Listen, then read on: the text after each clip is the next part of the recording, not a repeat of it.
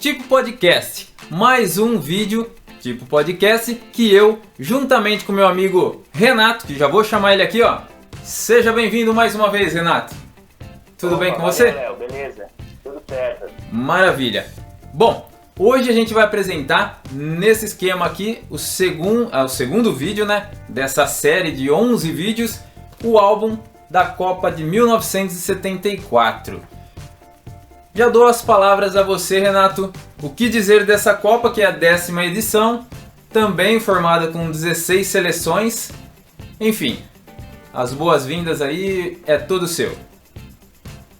Bom, antes de tudo, obrigado, Léo, por mais uma oportunidade de estar fazendo essa série muito bacana, que é contar a história das Copas do Mundo através dos álbuns. E contar que a Copa do Mundo da Alemanha, ela foi a 10ª... É a 10ª, né? Você pode me corrigir. A 10ª, mas acho que é a 16ª. Só foi no México. Então, se foi na Alemanha. Né? Foi a primeira vez que a Alemanha cediu uma Copa do Mundo. Naquela época, você tem que levar em questão que você tinha duas Alemanhas. Né? A Alemanha Ocidental, a Alemanha considerada capitalista, e a Alemanha Oriental de tendência mais socialista. As sedes da Copa do Mundo só foram na Alemanha Ocidental. Ela começa no dia 13 de junho. Um jogo do Brasil, inclusive, que era a primeira vez que o país campeão da Copa anterior jogou a Copa seguinte, estreou a Copa seguinte, na Copa seguinte, então o Brasil estreou aquela Copa do Mundo. E isso acho que vai até 94, né? Vai até 2002, com a França. Até 2002? Ela vai até a Copa de 2002. Aí em 2006, quem volta a abrir a Copa do Mundo é o país sede, como é até hoje, e como vai ser esse ano lá no Catar. E o jogo foi 0-0, e o mesmo número de participantes das Copas anteriores, 16 participantes, só que, assim, desses 16 teve uma eliminatória de 99, 14 se classificaram, já tinha 2 vagas disponíveis para o país sede, que era a Alemanha Ocidental, e para o Brasil, que tinha sido campeão em 70. E aí, o regulamento tem uma modificação em relação às outras Copas. Na primeira fase, acontece a mesma coisa de antes. As 16 seleções são divididas em 4 chaves, de 4 seleções, jogos só de ida, e as 2 seleções de cada chave iam para a segunda fase. Essas 8 seleções que se classificavam, elas não iam para a segunda fase no formato de mata. Quarta, semifinal e o terceiro lugar para quem perdeu a semi. Teve uma leve mudança nessa Copa do Mundo. Mas por questão comercial, né? Porque já estava começando a entrar alguns patrocinadores. E aí o que aconteceu na segunda fase? Essas 8 seleções que se classificaram da primeira fase, elas foram divididas em 2 grupos de 4. O primeiro colocado de cada chave ia para a final, diretamente para a final. E o segundo colocado disputaria o terceiro lugar. Então, é o seguinte, na primeira fase, os 4 grupos foram os seguintes. O grupo 1 tinha a Alemanha Ocidental, que era o país sede, a Alemanha Oriental, que se classificou para a Copa do Mundo pelas eliminatórias. Chile e Austrália, a primeira Copa da Austrália. No grupo 2, é o grupo do Brasil, com Brasil, Iugoslávia, Escócia e Zaire, que é um país da África que é o único país da África que conseguiu vaga para aquela Copa. No grupo 3 tinha Holanda, Uruguai, Bulgária e Suécia. E no 4, Argentina, Polônia, Itália e Haiti. Aí na segunda fase, quem se classificou foi para 2 grupos. O grupo 1 era o grupo do Brasil, que era Brasil, Holanda, Argentina e Alemanha Oriental, Alemanha Socialista. E no grupo 2, Holanda, Polônia, Iugoslávia e Suécia. E aí a final foi Holanda e Alemanha Ocidental. A Holanda que foi aquela sensação daquela Copa do Mundo, e quem que venceu foi a Alemanha Ocidental em casa. Maravilha. Então esse é um pitaco do que foi para vocês já saberem sobre as seleções que estão no álbum, e a gente já começar a ver o álbum, né? Já vamos direto já pra mesa, que eu acho que a brincadeira começa lá, né? Bora então, Renato? Então solta a vinheta e bora pro vídeo! Salve, salve rapaziada, tudo bem com vocês? Eu espero que sim. Sejam muito bem-vindos ao canal Léo Figurinheiro, canal de álbuns e figurinhas. E bora seguir aquela série top junto com o Renato aí, do álbum da Copa de 74 hoje. É a série das Copas do Mundo, contada numa resenha entre nós dois aqui, que a gente vai ter chão ainda, hein, Renato? Estamos começando agora. Opa! Bom, o que eu tenho a dizer, este álbum aqui é uma réplica Eu já como de 70 também. E no álbum original não é esse carinha da Panini aqui, ó. Renato vai até mostrar aí, ó. Depois eu vou colocar também uma foto. Eu vou colocar uma foto aqui do lado. Ó, o Renato tá mostrando que o Renato tem lá a enciclopédia das Copas. Então esse é o álbum que vocês estão vendo aqui. É o álbum original. Então esse daqui é uma réplica. Eu não sei se por causa de direitos autorais, alguma coisa do tipo, eles colocaram isso tudo aqui. Mas capa preta eu acho um dos álbuns mais bonitos, assim, pela capa. Não sei, a capa preta eu acho que dá um poder, assim, eu acho bem bacana. Ô Léo, tem uma coisa muito interessante nessa capa que acho que é a única capa de álbum de figurinha no mundo que fala o local da final. Que não fala o país sede, fala o local da final, que foi a cidade de Munique. Verdade, né? Irmão, né? É um detalhe bem interessante. Mas é muito bonito mesmo, principalmente com essa capa original aqui, com cartaz da Copa do Mundo. Esse desenho aqui desse jogador chutando a bola, desenho aqui original, é a capa. É o desenho do pôster oficial da Copa do Mundo. Ele foi desenhado por um artista alemão chamado Horst Schäfer. E assim, eu não consegui achar mais nenhuma informação sobre ele, mas ele ficou para a história como sendo o autor do cartaz. E esse cartaz é que estampa. É a única capa de álbum de Copa do Mundo que tem um cartaz. Que é o cartaz, né? Acho que também tem essa primazia também. Esse outro detalhe interessante. Sim, bem bacana. E aqui a gente vê, são 6, né? São 6 idiomas, né? Ele é traduzido. O de 70, se eu não me engano, era 3, né? 3 idiomas. Isso. E aqui no álbum de 74 vai ser 6 idiomas. O negócio tava ficando mais plural, acho, né? Tem alemão, tem francês, italiano, tem holandês e tem espanhol já. Só não tem português ainda. Só lembro que o último era espanhol, que eu fui meio que acompanhando, que é o que eu consigo entender um pouco.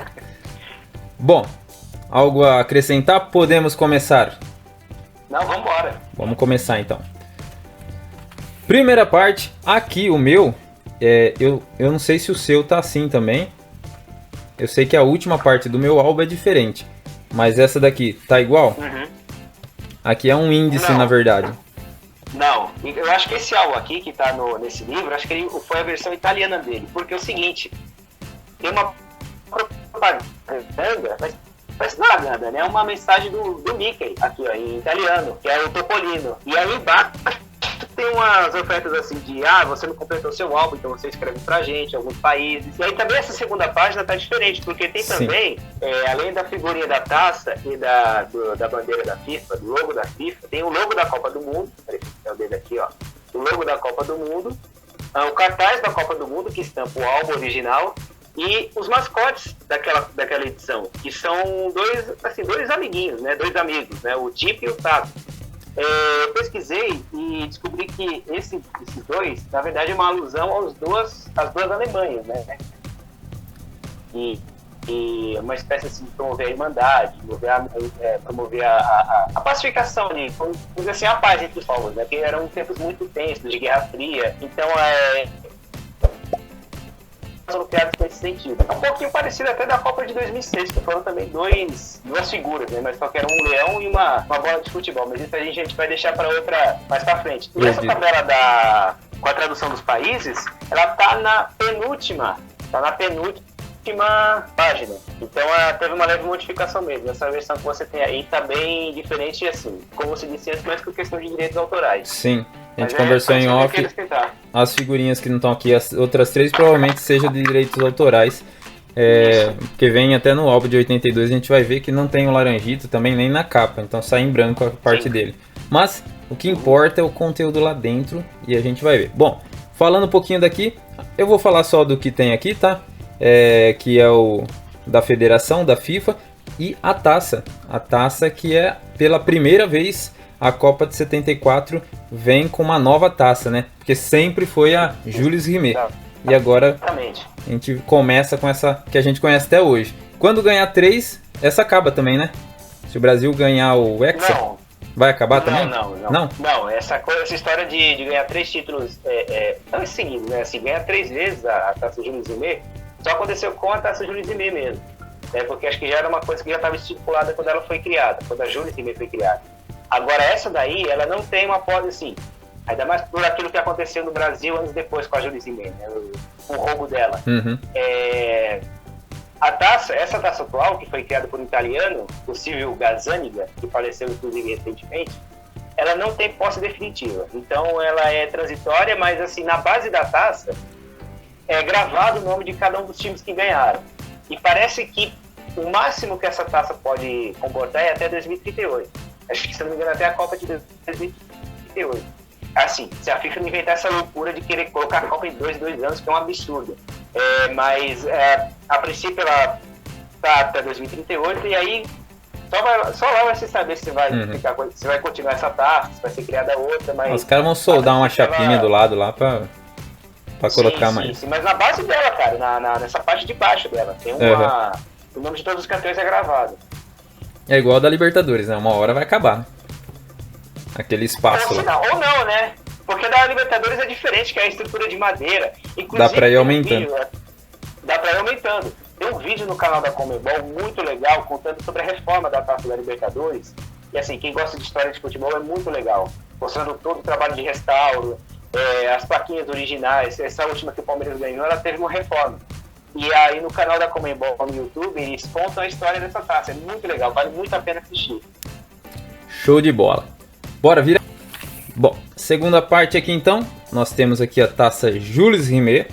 Então a gente já começa o álbum mostrando a última taça. Então é meio que simbolizando, né? De 1930 a 1970 ela vem representar, que é o que a gente vai mostrar aqui, igual o álbum de 70, né? A gente conta a história de 1930 até 1970. E lá no final finaliza, começa com ela, né? E finaliza com a taça atual. Pode falar. Não, eu acho que essa foto, agora que eu tô percebendo, da Jules Rimet, eu acho que é essa foto da taça que foi derretida. Porque você pode perceber que a imagem do fundo é uma bandeira azul, amarela e verde, deve ser da CBD na época. Então eu acho que provavelmente essa foto aqui é bem rara. Que é a taça que infelizmente foi roubada e teve o prestígio, né, de virar correntinha de ouro. E tem a foto do Jules Rimet, que foi acho que, se não me engano, o segundo presidente da FIFA e que foi incentivador da Copa do Mundo. Ele que foi responsável pela criação do torneio lá em 1930. Top demais. Bom, aqui ele vai contar a sede. Aqui é a sede e os campeões até o quarto colocado. Vai ter desse lado. Aqui vai contar uma historinha em inglês. Nem me arrisco. Deve estar contando sobre a taça Jules Rimet. Sobre a taça Jules Rimet. Sobre a taça e aqui sobre ele, né? Que aqui é a foto dele. Isso daqui é uma figurinha, né? Isso, uma figurinha Jules Rimet, hein? Deve ser raro uma figurinha dessa, hein? Sim. E aqui, assim, nesses dois casos é um texto explicando primeiro sobre a Jules Rimet, a altura, o peso, quem criou, quando foi criado, quando que mudou de nome. E aí, do outro lado, aqui do Jules Rimet, uma pequena biografia dele, contando quando que ele assumiu a presidência da FIFA, quando que ele... Assim, quando foi aprovada a ideia de da Copa do Mundo, que foi em 1928. E assim, são em várias línguas, né? Como a gente estava falando antes. É verdade, são em várias línguas. Então, é o mesmo texto nas línguas que o foi vendido. É um trecho pequenininho, pelo que eu vi aqui. Isso. Maravilha. Então, matando aqui o Jules Rimet. Já morreu, na verdade, né? Mas matando ele de novo. Matando essa parte. 1930, começamos aqui no Uruguai. Aqui, você já viu o álbum de 1930 que fizeram? Eu vi, cara. Capa branca de Curitiba. Muito legal. E aí você muito comentou, legal, né, que é primeiro, esse daqui é o único álbum que tem o slogan. Mas não, o de 1930 ele colocou também, né? Colocou... É meio que isso daqui. Só fez a reprodução, né? Só fez a reprodução da cá. Sim. Dessa versão de 30, mas é um ano espetacular. Na verdade, tem várias copas, né? Porque essas 3 primeiras não tem álbum. E eu não sei se eles estão vendendo ainda, mas assim, eu tive a oportunidade de ver, inclusive vai até no Museu do Futebol. Eu conheço o pessoal de lá. E, cara, a qualidade do deles é um negócio fabuloso. Foi uma Copa de 38, todos os jogadores. E assim, aqueles que não tinham fotos fizeram questão de fazer um desenho e transformar em figurinha. É um trabalho sensacional. Da hora. Pra quem é louco por figurinha, vale a pena conhecer. Legal pra caramba. Bom, a gente deu uma pincelada boa no álbum de 1970, então eu acho que a gente não vai perder tanto tempo aqui nisso, né? 1930, que saiu aqui então os uruguaios que foram campeões. Provavelmente o jogo da final. O juiz, o árbitro aqui de terno. Sim, era outros tempos, né, cara? Árbitro Era outros de terno, tempos. Você tinha times de futebol também que jogavam de gravata, que jogavam com cinto. Era um negócio bem rudimentar, né? Mas porque o futebol era um esporte da elite, né? Então, eles faziam sempre questão de andar sempre arrumado, né? Então, faziam questão de andar com roupas originais, porque também era um divertimento, né? Sim. E aos poucos você foi se popularizando e eles foram percebendo que o jogo ia ter um ritmo diferente. A coisa ia ficando assim, a parada ia ficar séria. Então eles resolveram mudar os uniformes, e aí ela uma questão de evolução também. Bom, 1930, temos aqui mais 4 Copas que vai até 54, 34 que mostra o slogan lá, né?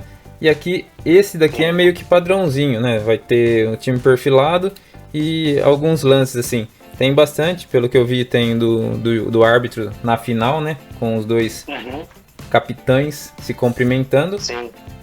Deixa eu ver se não... Minha mãe colocou o alarme agora aqui, mas tá tudo bem. E... Bom, eu tô conferindo aqui pra ver se não tem algo desses outros slogans agora. Mas, cara, uma coisa muito legal desse capítulo, que é diferente dos 70, é que eles fizeram questão de colocar todos os cartazes originais. Isso tá preto e branco, sim. Porque no de 70, tem algumas Copas, eles fizeram alguma coisa assim meio improvisada, fizeram, sei lá, um desenho totalmente diferente, mas esse aqui não. Esse aqui eles fizeram questão de fazer a reprodução também. E acho que como você tinha contado antes, é uma espécie de transição mesmo da taça Jules Rimet para a taça FIFA. Eu acho que talvez por isso eles resolveram seguir com essa história de contar a história das Copas do Mundo num álbum só, condensar tudo num álbum só. E é muito legal, cara, quando você pega assim, a retrospectiva como foi essa última da Copa da Rússia, com aquelas figurinhas sensacionais. Sim. Douradas, né? Eu fiquei pensando nisso, que aqui foi um resgate, né? Um resgate desses primeiros álbuns, aquelas lendas lá, né? Contando Exatamente. Assim, não contou Copa por Copa, né? Porque hoje a gente tem 600 figurinhas, então se for ter mais essa parte aqui, vai... E agora são mais Copas também, né? Então fica inviável, mas eles resumiram de uma forma bem bacana as lendas lá no final do álbum de 18. Eu acho que meio que talvez uma inspiração até por aqui, né? Bem colocado. Pode falar. Não, e acho que com certeza vão repetir nessa agora, né? Eu acho que o sucesso foi tão grande que eles vão repetir nessa próxima aí. Então. Só que eles têm que facilitar na... Então, nessa daqui eu não sei, cara. Ele geralmente não repete as novidades, assim, né? Pelo que a gente vê, assim, vamos pôr de 90 pra cá, que foi onde expandiu pro mundo todo mesmo, com bastante força. Cada Copa tem uma coisinha diferente, assim, mas... eles não costumam repetir, né, as coisas. Eu acredito que eles têm que vir com alguma coisa que vai surpreender, que aí não tem como a gente tentar adivinhar o que é. Também mas acho. pode ser que venha novamente com as lendas. Mas eu, se tivesse que apostar, eu apostaria que não. Eu acho que não. Enfim. E aqui acaba com as outras 4 Copas até 1970, que depois a gente já começa a falar sobre 1974. 58, 62, 66 e a de 70, que a única que a gente não contou naquele álbum foi a de 70. Não contou dessa forma, mas contou o álbum inteiro, né? Foi meio atualizado, entre aspas, nesse álbum aqui. Certo? Pode virar? Beleza. Vamos lá. Pode. Como foi a transição, que eu falei lá no começo, começa na Jules Rimet, passa todas as Copas que foram jogadas pela Jules Rimet e entra aqui nessa taça oficial da atualidade, né? A contemporânea que a gente tem hoje. Ô, Léo, tem essa figurinha também do então presidente da FIFA, que era o Stanley Rose, que era o inglês. Em 74, no mesmo ano da Copa da Alemanha, teve a eleição para presidente da FIFA. O Stanley Rose, ele se candidatou à reeleição à presidência, mas só que ele perdeu para o João Avelange. O brasileiro João Avelange, 24 anos no poder. E tem essa página aí do lado que você tem essas figurinhas assim, uma arte meio diferente. No álbum original, só mostrar essa página aqui, ó, tem as figurinhas com os jogadores, ó. Aqui a página dupla. E aí tem essa parte aqui com os mascotes da Copa do Mundo Tip-Tap. Assim, alguns lances, enfim, essa pra preencher, né? Aquele tipo de figurinha pra encher linguiça, né? Em qualquer álbum. E eu ia te perguntar, porque eu achei. Não tinha certeza se era isso daqui mesmo. Porque tá estranho, bem diferente. Mas eu acreditava que tivesse alguma coisa diferente. Realmente tem as figurinhas aí. Depois eu coloco os mascotes, coloco essa página aí pra galera apreciar. Fechou? Beleza. Vamos começando então. Fechou. Já começamos então 1974. Aqui eles colocaram uns estádios ilustrados assim, porque aqui começa a parte dos estádios pela primeira vez. Bom, é o segundo álbum esse da Panini, na verdade, né?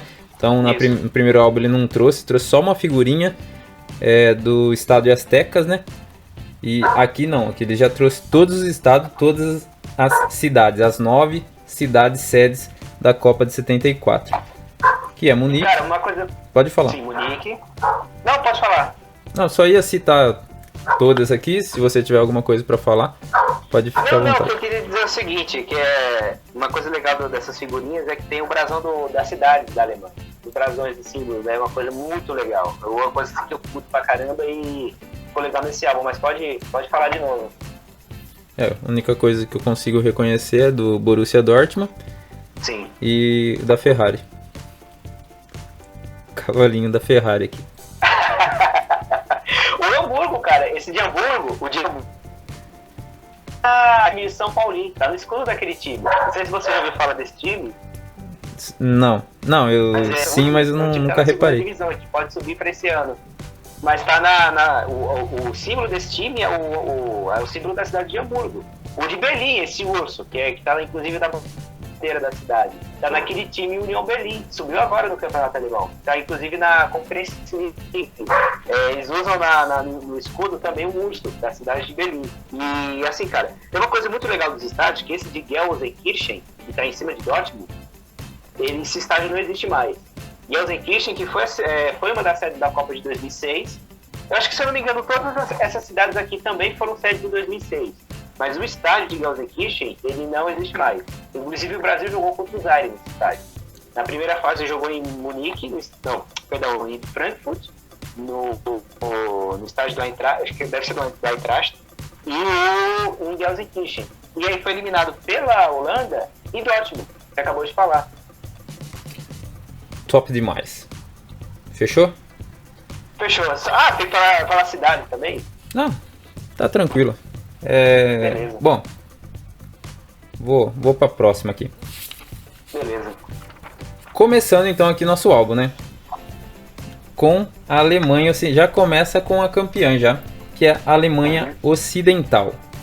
Lembrando que o álbum é como o álbum de 70, as principais seleções tem outra parte aqui. Então tem bastante figurinha, na verdade. São 6, 9, 10,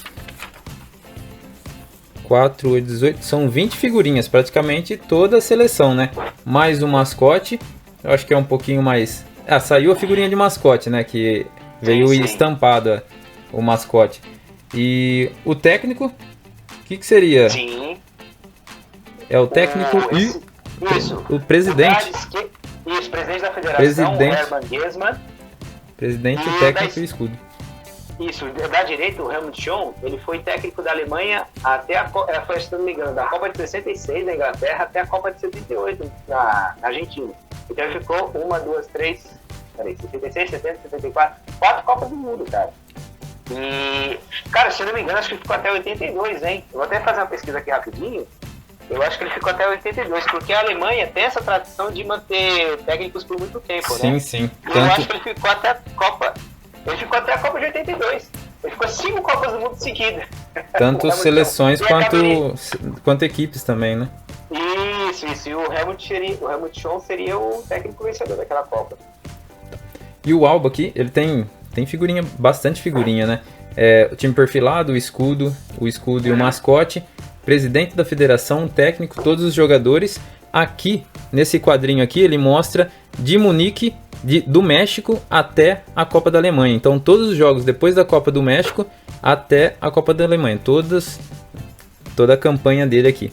E essa parte aqui é as partidas internacional de todos os tempos, né? Isso. Da seleção alemã. Bom, vamos falar dos jogadores. Essa equipe aqui, a Alemanha, a campeã, né? A Alemanha Ocidental. A Alemanha Ocidental pode chamar a Alemanha rica e a Alemanha Oriental a Alemanha pobre? Pode falar assim? Não sei se você lembra do Chaves, mas tem um episódio que o Madruga falando assim pra Chiquinha. Tem duas Alemanhas. Tem uma Alemanha que bebe cerveja e tem uma Alemanha que bebe vodka. No caso dessa daí, a Alemanha que bebe cerveja, né? A mais chique. Você pode até chamar de Alemanha capitalista, né? Que porque, infelizmente, assim, como eu tinha falado antes, o mundo estava passando por um momento tenso de geopolítico, né? E a polarização política, o endogenismo lá estava bem forte também, né? Era bem mais profunda. E você tinha essas duas Alemanhas. Porque é a questão da Segunda Guerra, né? Porque a Alemanha Ocidental, assim, terminou a Segunda Guerra, a Alemanha perdeu, e aí a Alemanha foi dividida em 4 zonas, né? A zona americana, e britânica e francesa. Essas partes ficaram numa só e viraram essa Alemanha Ocidental. E a quarta parte da Alemanha ficou com a União Soviética, que virou a Alemanha Oriental, e que durou até 1990. Depois da Copa da Itália, que a Alemanha foi campeã. Com essa divisão. Sim, e pela primeira vez a Alemanha Oriental tinha ido para uma Copa, né? Essa daqui Primeira e única. Primeira e única. Primeira e única. E caiu na chave da Alemanha Ocidental. Os dois caíram no mesmo grupo, né? Na primeira fase. E o primeiro jogo da Alemanha Ocidental foi contra... Não foi contra a Alemanha Oriental, mas o primeiro jogo... O jogo entre eles acabou que a Alemanha pobre ganhou da Alemanha rica, né? Sim, mas tem aquela história, né, cara, que assim, a Alemanha Ocidental deixou que a Oriental ganhasse. Tem isso? Porque se ela iria pro grupo da Holanda. Sim, tem uma teoria. Inclusive é o mesmo grupo do Brasil. E aí eles estavam com tanto, assim, não receio da Holanda, né? A Holanda cresceu. Então eles já estavam conhecendo a Holanda, então por isso eles meio que, vamos dizer assim, deixaram assim que eles perdessem aquele jogo. Mas o primeiro jogo da Copa do Mundo, como eu tinha dito antes, foi Brasil e Iugoslávia, só que terminou 0-0. Mas no dia seguinte, foi marcado o primeiro gol da Copa do Mundo, no jogo Alemanha Ocidental e Chile, pelo Paul Breitner, esse que está em cima do lado do mascote. E foi um dos craques daquela Copa do Mundo. Sim. O Breitner, ele foi, além de ter sido o primeiro a marcar o primeiro gol naquela Copa, foi escolhido o melhor lateral, tá? Fez parte da seleção da Copa do Mundo, né? Fez gol na final também, né? Fez gol na final, foi um craque de bola. Gol de pênalti. E a Alemanha tinha baita jogadores assim, e fez que merecer mesmo levar aquela Copa do Mundo. Não sei se eu posso falar, assim, continuar falando, mas o Sepp Maier, que era um baita do goleiro que está embaixo do presidente, foi eleito o melhor goleiro daquela Copa do Mundo. Se bem que o Leão também merecia levar aquele troféu, porque ele pegou muito naquela Copa também. Franz Beckenbauer, do outro lado do Paul Breitner também, que dispensa apresentações, sem né? comentário. E aí tem os jogadores, mas está na outra página. Tem o Gerd Müller, que tinha sido artilheiro da Copa de 70. Sempre tem que ter um Müller. Sim, sempre tem que ter um Müller. E ele fez 4 gols nessa Copa. E esses 4 ajudaram o Müller a ficar muito tempo sendo o artilheiro das Copas do Mundo, da história das Copas do Mundo. Só foi superado pelo Ronaldo em 2006 e foi superado pelo Klose em 2014, né, naquele 7-1, mas aí já é outra história. Uhum. Né? E tem uma figurinha interessante, cara, que inclusive está do lado do Gerd Müller, que é do Josef Heinz, que foi, anos depois, ele virou técnico do Bayern de Munique. Ele foi o técnico da conquista de 2013 da Champions League. Então ele fez fama, assim, além de ser campeão da Copa do Mundo, ele fez fama como treinador. E também, cara, uma coisa que eu estava esquecendo aqui, é que esse time da Alemanha, antes de ter sido campeã em 74, ela foi campeã da Euro. Então ela já vinha com o favoritismo de ganhar a Copa do Mundo, não só pelo fato de ter jogado em casa também. Então ela já era uma seleção favorita antes mesmo da Copa acontecer. Até descobrirmos a Holanda, né? Porque a Holanda, a gente não falou nada da Holanda ainda, mas a Holanda eu acho que é a cereja do bolo de toda essa história, né? Eu acho que pra mim é a protagonista, né? Porque é um divisor de águas a seleção holandesa. Bom, a Alemanha, algo a acrescentar na Alemanha? Então, só para encerrar uma última coisa sobre a Alemanha, essa foto aqui, que é uma reprodução da foto do time posado na final, né, na hora do hino. Bem bacana. Controlando aqui, que é parecida com essa foto do time do que tá no álbum, né? Essa só é tirada meio que na diagonal. É muito legal, inclusive tá em alemão. E é desse livro aqui que eu acho espetacular, que é o grande livro dos mundiais. Eu acho que esse livro ainda está em venda e, assim, para quem é interessado em Copa do Mundo, eu recomendo muito esse aqui, porque tem reproduções de documentos e um dos documentos é essa foto. Então é uma coisa muito bacana que eu queria acrescentar sobre a Alemanha. Da hora pra caramba. Bom, finalizamos a Alemanha, vamos para a Austrália. A Austrália que foi meio que o saco de pancada ali, né? Isso, a primeira Copa da Austrália. Eu ia falar a primeira Copa de uma seleção da Oceania, mas não tem outra seleção também, né? Tem que ser a primeira da Austrália. Mas assim, cara, não tem nada assim muito para acrescentar em relação à Austrália, porque foi a primeira seleção a uma Copa do Mundo. Tem uma história muito legal. E assim, é uma lenda, assim, dizem que é uma lenda, mas dizem que aconteceu e que envolve a Austrália nessa Copa do Mundo. O Galvão Bueno, conhecido narrador, ele trabalhou nessa Copa do Mundo pela TV Gazeta aqui de São Paulo. E aí ele foi convocado para narrar um jogo. Só que assim, ele chegou na hora de narrar e achou que o jogo era entre Bulgária e Suécia. A Bulgária estava de branco e a Suécia estava de amarelo. E aí ele estava narrando de boa, tá? O jogo estava rolando. Só que aí, em um determinado momento, a transmissão focou no placar. E aí focou no placar dizendo assim, Alemanha Oriental e Austrália. E a Alemanha Oriental estava de branco e a Austrália estava de amarelo.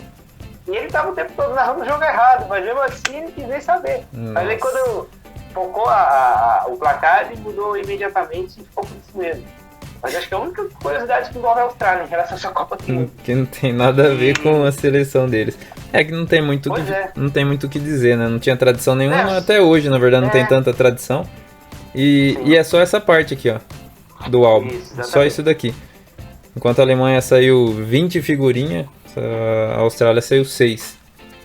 E acho que a única coisa, cara, na verdade, a Austrália, a gente tem tão pouco a falar sobre ela, que o único cara que fez o gol da Austrália nessa Copa não aparece, que é o Curran, que fez o gol contra a Alemanha Oriental. A Alemanha Oriental ganhou de 2-0 da Austrália e um dos gols foi contra desse Curran, que não tá no álbum.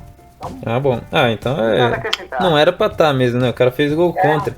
Você falou que fez gol, eu falei, mas caramba, a Austrália não fez nenhum gol, só tomou 5. Sim, exatamente. Bom, é isso. Próxima seleção,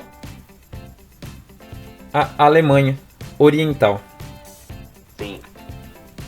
DDR. Essa é a Alemanha socialista, né? DDR é a República Democrática Alemã, né? Deutsche Demokratische Republik, em alemão. E, cara, a Alemanha Oriental, ela já era uma potência no futebol olímpico. Ela, se eu não me engano, acho que ela ganharia a Olimpíada de 76 em Montreal, no Canadá. Ela seria medalha de ouro. Isso, eu acho que tem um lance disso mesmo. Sim. Então, esses países socialistas, cara, eles eram muito fortes no futebol olímpico. Por quê? Porque o Comitê Olímpico, ele proibia que os países levassem jogadores profissionais. Até porque para não criar uma segunda Copa do Mundo, né? Então a intenção deles não era essa. Só que esses países, o campeonato de lá, não era profissional. Não era profissional como eram os outros países. Então eles levavam o melhor time que eles tinham. Então por isso que eles chegavam nesses torneios e arrasavam. Tchecoslováquia, Polônia, Hungria, União Soviética, a própria Alemanha Oriental.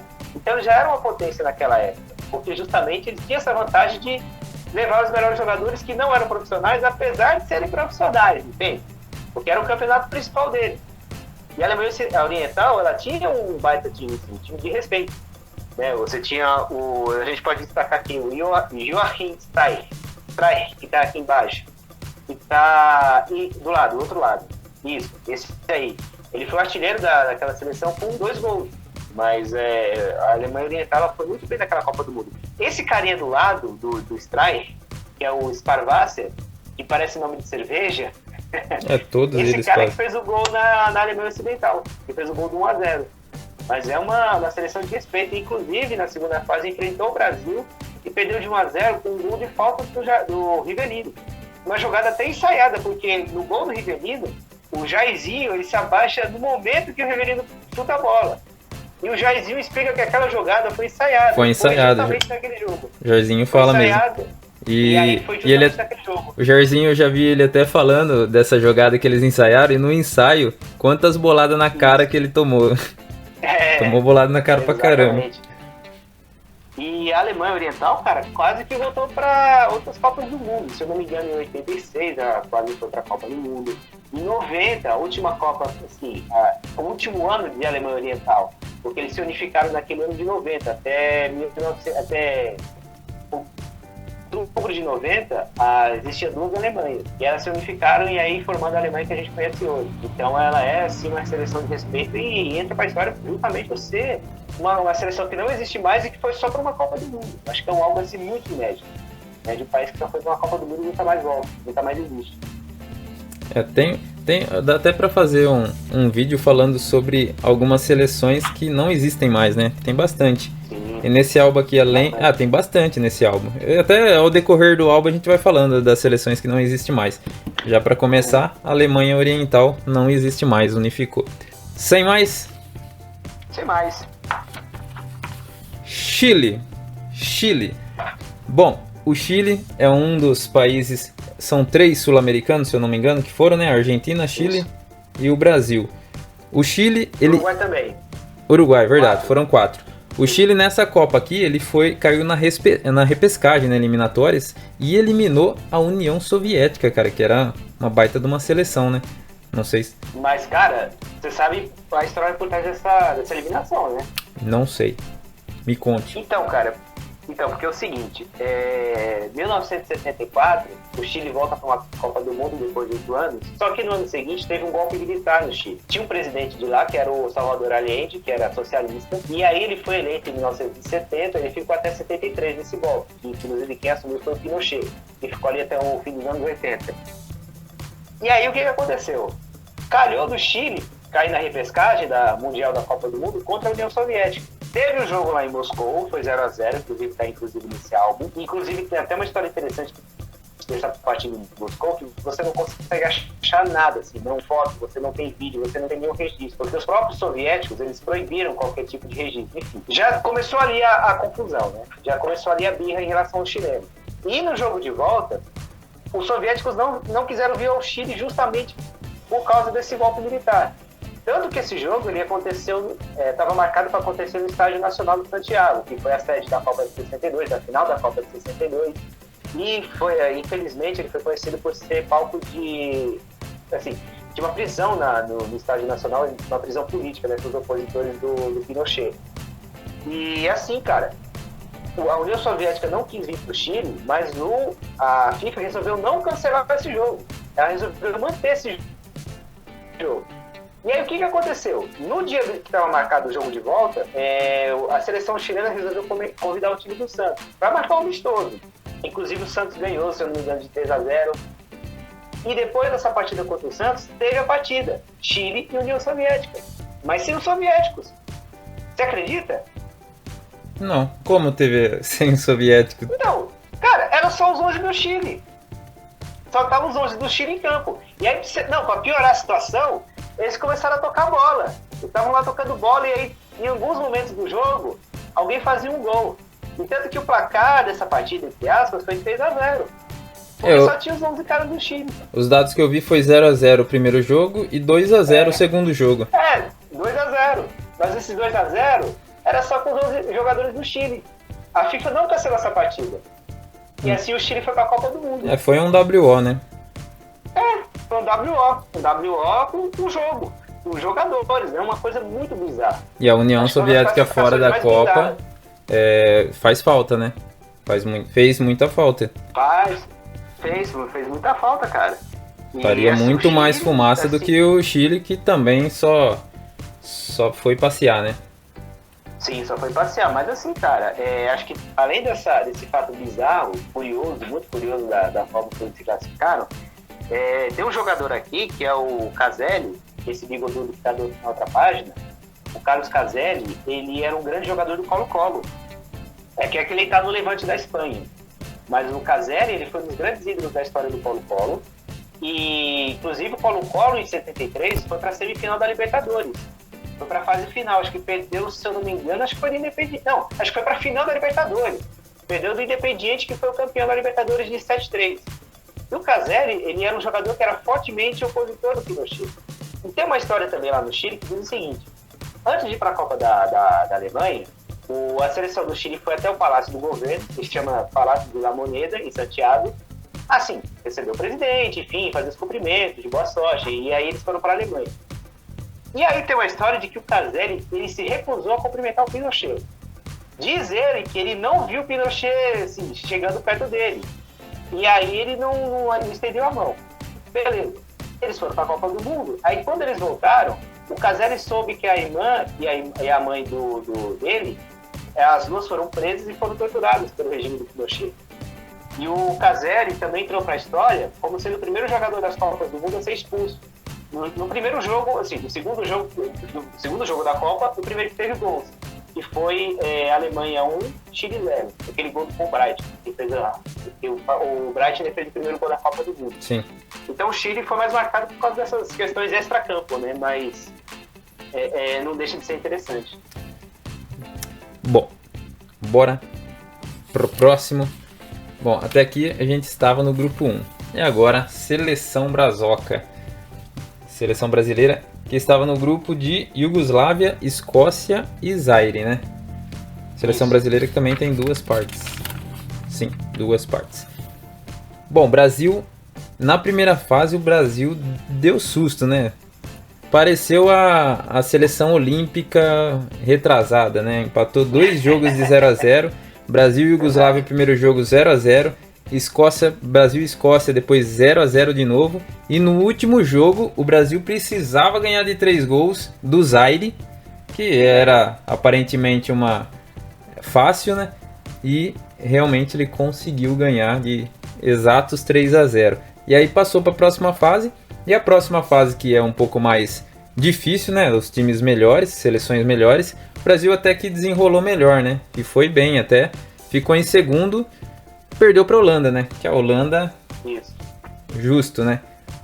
Que era a Holanda, né? E então, tinha como ganhar deles, né? Eu ouvi o Jairzinho também falando sobre esse jogo Brasil e Holanda. Eu não lembro agora, rapaz.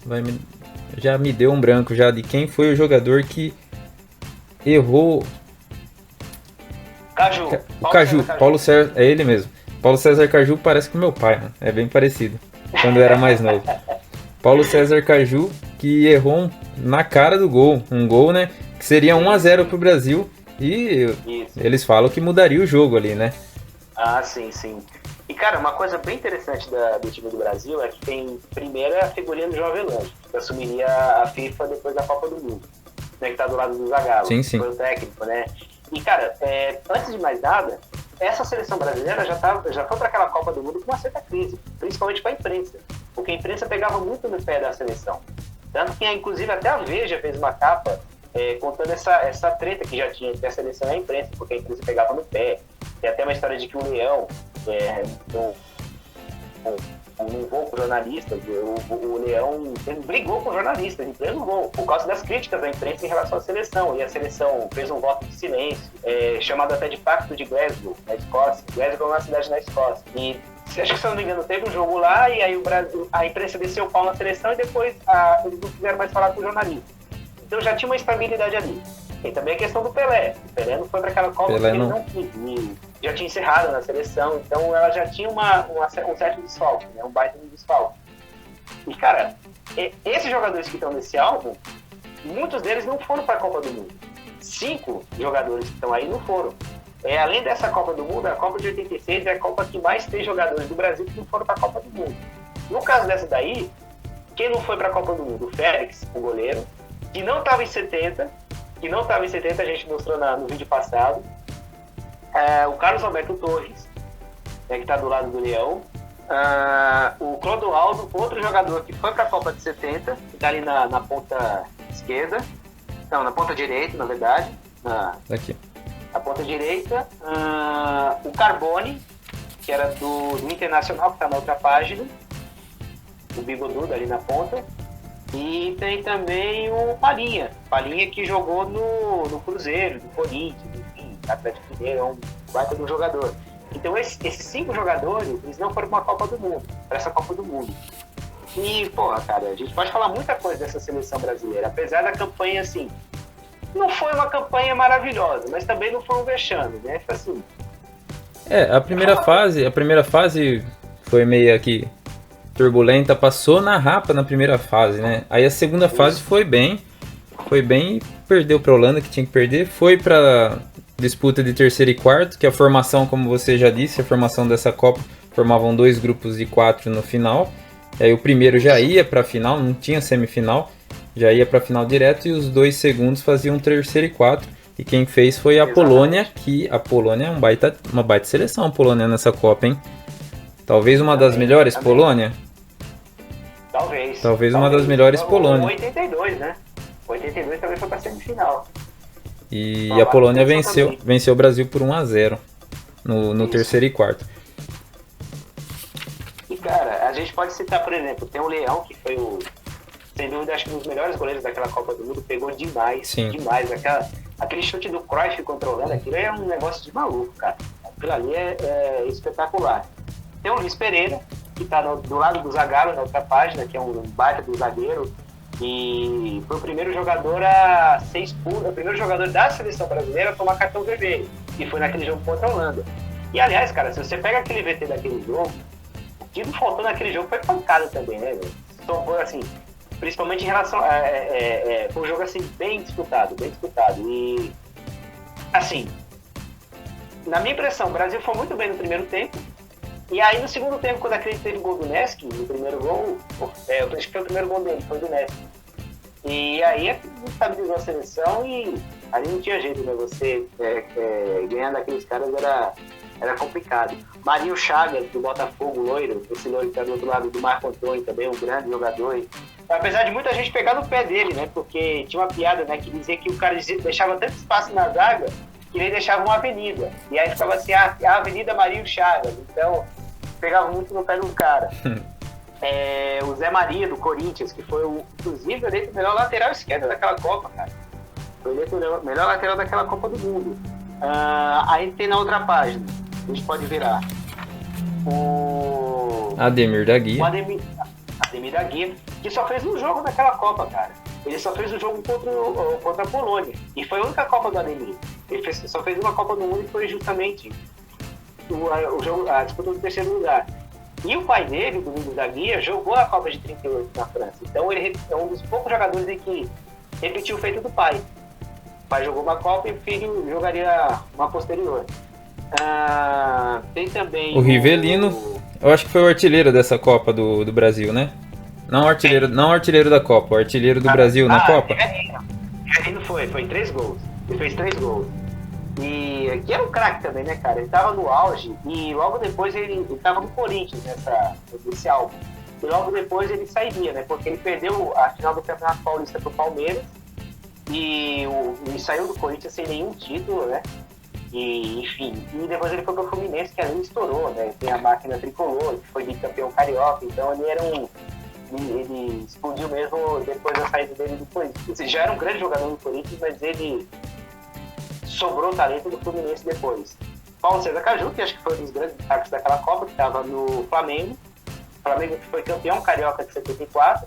O campeão paulista de 74 foi o Palmeiras. E o carioca foi o Flamengo. Jairzinho. Se bem que nessa foto aqui, cara, ele tá com Black Power menor, porque você pega os VTs daquela Copa, ele tava com o cabelo tá maior. Grande, cara.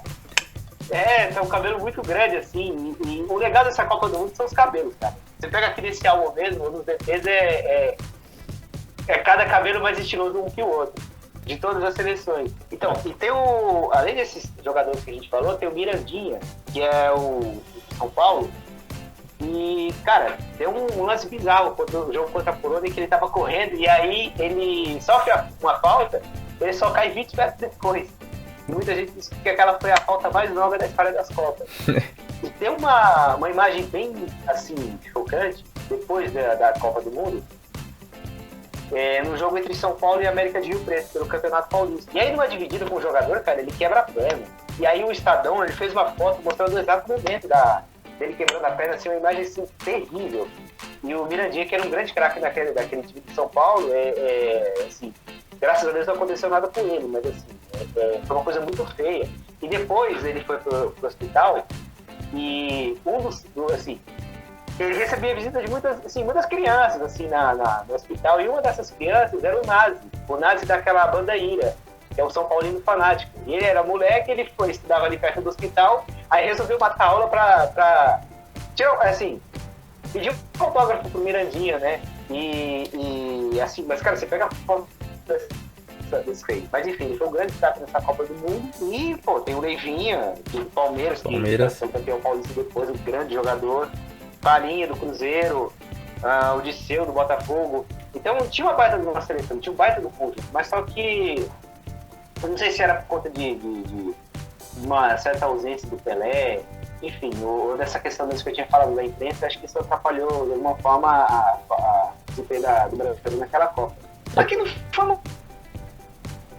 deixa bem, né? Se pegar a campanha assim, numérica assim, 7 jogos, 6 gols o Brasil fez apenas.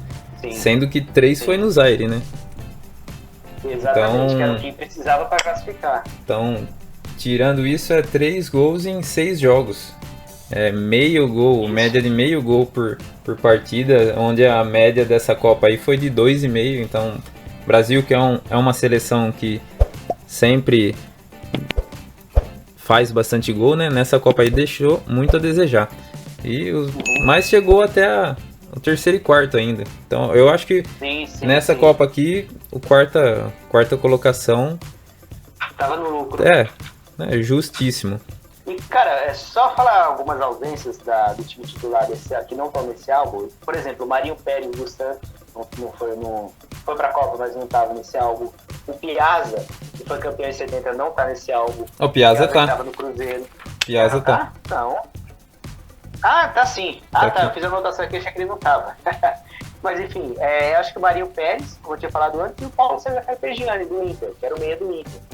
E cara, a gente pode falar assim, mas o Zico é uma grande ausência, não sei o quê. Porque é o seguinte, o Zico ele foi o bola de ouro da revista Placar do Campeonato Brasileiro. Mas no Campeonato Brasileiro ele era no segundo semestre. Então acho que o Zico também não estava tão preparado assim para ir para uma Copa do Mundo ainda. E iria na seguinte. Mas assim, eu particularmente acho que não estava no momento dele também. Né? Mas eu acho que é um grande jogador daquela época e acho que poderia estar aqui nesse álbum. Mas como eu falei, acho que tem os seus motivos de lutar. O Zico teria quantos anos nessa Copa aqui? Eu acho 21. É muito novo. Ele é de 5'3"? 21. Bom, fechou? Fechado. Temos a fortíssima seleção do Zaire. Seleção africana, pela primeira vez o Zaire foi para a Copa. E desde 38 que uma seleção africana não ia para a Copa. Então, vários anos, né?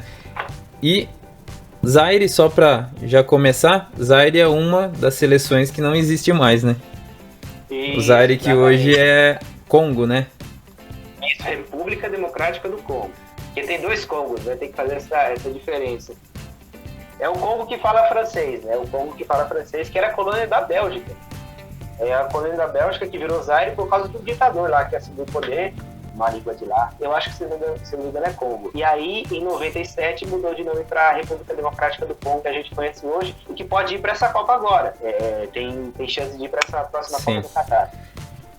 A seleção do Zaire, você conhece todos os jogadores, você vai falar um por um aí, né? Você de cor e salteada. Tá, uma coisa engraçada do Zaire é que ele tomou uma goleada da Iugoslávia de 9-0, né? Se eu não me engano, até hoje é a maior goleada espaçada, né? De resultado, distância de resultado. Se eu não me engano, até hoje é. E o Zaire, quando ele tomou essa goleada, não sei se é presidente, o que era na época deles lá, falou que se eles perdessem de mais de 3 pro Brasil, eles não voltariam. Isso, e aí tem um lance engraçado no jogo de Zaire contra o Brasil. Se eu colocar o vídeo, por pegar a imagem, capaz de cortar o vídeo, mas tem um lance engraçado que eles percebem que eles estão desesperados, e no finzinho do jogo tem uma falta pro Brasil, E ninguém rela na bola, o cara da barreira sai correndo e chuta a bola longe pra ganhar tempo, né? Ele não tá nesse álbum. O jogador que eu pesquisei não tá no álbum. Não tá. É uma pena. E o presidente, pra eles, na eliminatória, se eles classificassem, eles iriam ganhar muita coisa. Ia dar carro, casa, prometeu um monte de coisa. Aí eles classificaram, foram pra Copa. Depois da goleada de 9-0, ele cortou tudo e falou que nem ia receber eles, né? E engraçado também que... Eu não sei se tá agora aqui no álbum. Eu não anotei o nome. Mas um dos principais jogadores do Zaire, eu vi num documentáriozinho lá que ele mora na África do Sul. Ele vivia na África do Sul até anos atrás. Não sei se faleceu já ou não. E vivia na rua, cara. Sim. Vivia na rua. Pois então, cara. É uma seleção que... Às vezes, até a turma fala desse lance aí que o cara pegou chutando, a turma fala que como se ele não soubesse da regra. Os caras vieram lá da África, ela nem sabe direito da regra.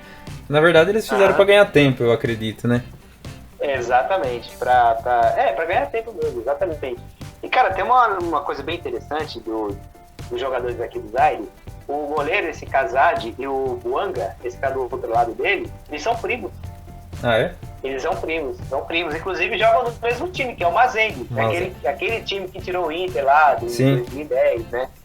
E além disso, cara, só tem pra falar também do Kazadi, que nesse jogo da Iugoslávia que você falou, ele, assim, quando o time tava 3-0 pra Iugoslávia, o técnico resolveu trocar o goleiro. Que o problema era o goleiro, né? Aí trocou e o outro tomou 6. Exatamente, coitado do que substituiu, tomou 6. Que foi o primeiro goleiro a ser substituído em Copas do Mundo. Eu vi isso. Eu acho, ou se eu não me engano, acho que foi na Copa de 70 o goleiro da Romênia, que eu tinha falado no vídeo passado. Eu acho que foi também. Mas eu acho que esse foi, assim, não por problema de lesão. Assim, é verdade. Técnica, né? Foi o primeiro goleiro a ser substituído por opção técnica.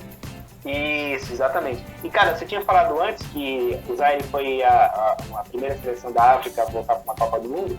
O Marrocos foi para a Copa de 70. Verdade. Era a única seleção da África que conseguiu vaga. Isso eu vi uma informação errada aí. Mas é verdade, bem lembrado. Bem corrigido a tempo. Na verdade, foi a primeira seleção da África, eu acho. Provavelmente foi. Assim, abaixo do Saara. E antigamente existia o termo de África Negra, que tem que tomar cuidado com esse tipo de termo, mas enfim. Mas é para designar os países, os povos que viviam abaixo do Saara. E a África, o Zaire, acho que foi o primeiro país dessa região a ir para uma Copa do Mundo, a região subsaariana. O Zaire é um país de floresta.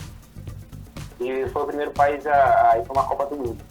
Porque o Egito já tinha ido, e o Marrocos já tinham ido, mas assim, são maioria mais árabe, uma pele mais... Sim, eles são mais branca, né? Mais perto do Oriente Médio ali, né? Top. Bom, do Zaire, falamos até demais do Zaire, né? Falamos pra caramba. Entrou pra história, né, cara? Como a Alemanha Oriental, entrou pra história. Sim. Iugoslávia que sempre chega forte, né? E eles classificaram em primeiro lugar do grupo do Brasil, né? Isso, exatamente. Na verdade, ficou Iugoslávia, Brasil e Escócia com 4 pontos, todos empatados, né? Com 4 pontos. Isso. Aí o Brasil ficou ali segundo, terceiro, que o Brasil fez 3 gols e não tomou nenhum, e a Escócia fez 3 e tomou 1. Então, por causa desse um golzinho, e foi só por esse fato, então, do saldo de gol, na verdade, que o Brasil conseguiu passar. Senão ficaria. Exatamente. Bom, diga lá, o que você tem para falar da Iugoslávia? Qual jogador aí que você chamaria atenção? Então, cara, antes de mais nada, a Iugoslávia ela se classificou através do jogo de empate contra a Espanha. Inclusive a campanha foi até parecida. Acho que até no saldo de gols a campanha foi parecida. E aí teve um jogo de empate e aí a Iugoslávia se classificou. Bom, só dando uma passada aqui rapidinho, a gente pode falar do Dusan Bajevic, que está do outro lado da página, isso, que foi um dos artilheiros daquela seleção. Do lado dele, o Dragan Djaic, isso, que é uma ponta. Era um grande destaque daquela seleção, inclusive tem até um conhecido meu, que é mais velho, que acompanhava o futebol da época, que dizia que esse cara jogava muito, inclusive numa partida contra o Brasil. Tem o Stanislav Karadžić, que está aí em cima, Karadžić, isso. e o Ivica Suriak, que tá embaixo, isso, cabeludo. Também eram os outros destaques daquela seleção. E assim, cara, basicamente, como a Iugoslávia era uma junção de vários países, então você tem muitos jogadores da atual Sérvia, do Partizan de Estrela Vermelha, tem também da Croácia, do Hajduk Split, que é hoje um dos maiores times da Croácia, e da Bósnia, que é o Sarajevo, tem o Zvezdičar, que é um time bem complicado. E, cara, completando dizendo que a Iugoslávia, até hoje, cara, os países que se separaram dela são potências em Copa do Mundo, né? Então, é uma expressão mesmo de respeito que a gente deve sempre, assim, respeitar, né? Porque eles são muito fortes até hoje, mesmo separados. Sim, sim. A Iugoslávia nessa Copa ficou em primeiro no grupo do Brasil, mas depois na fase seguinte perdeu todas, né? Ficou em último, onde era a Alemanha Ocidental, Polônia, Suécia, e a Iugoslávia perdeu para as 3 seleções e acabou a sua participação, ficando em 8º lugar nessa Copa. Na metade da tabela ali. Bom, próximo é a Escócia, o último time aí do grupo do Brasil, né? Isso. A Escócia que comentamos lá quando estava falando do Brasil, quase classificou já na primeira fase. Eu acho que mais por desmérito do Brasil, né, que empatou os 2 primeiros jogos, do que próprio mérito da Escócia, que nunca foi uma grandíssima seleção, né? Mas tem aquela não é grande, mas que tem uma certa tradição em Copas do Mundo, né? Sim. Sempre você vê em Copas do Mundo, né? E antes de mais nada, cara, a Escócia tem uma curiosidade de que ela nunca passou da primeira fase em todas as Copas do Mundo. Até a última que ela foi em 98, ela nunca passou da primeira fase. E não seria diferente nessa. É porque teve esse detalhe do saldo que tirou ela da segunda fase. E a Escócia, cara, ela nas eliminatórias tirou uma das grandes seleções da Copa de 70, que foi a Tchecoslováquia. E assim, a gente pode destacar aqui o Joe Jordan, que é esse que está embaixo, na última linha, Joe Jordan, que foi o artilheiro daquela seleção da Escócia, que ele fez. Foi o maior destaque. Ele fez 2 ou 3 gols naquela Copa do Mundo.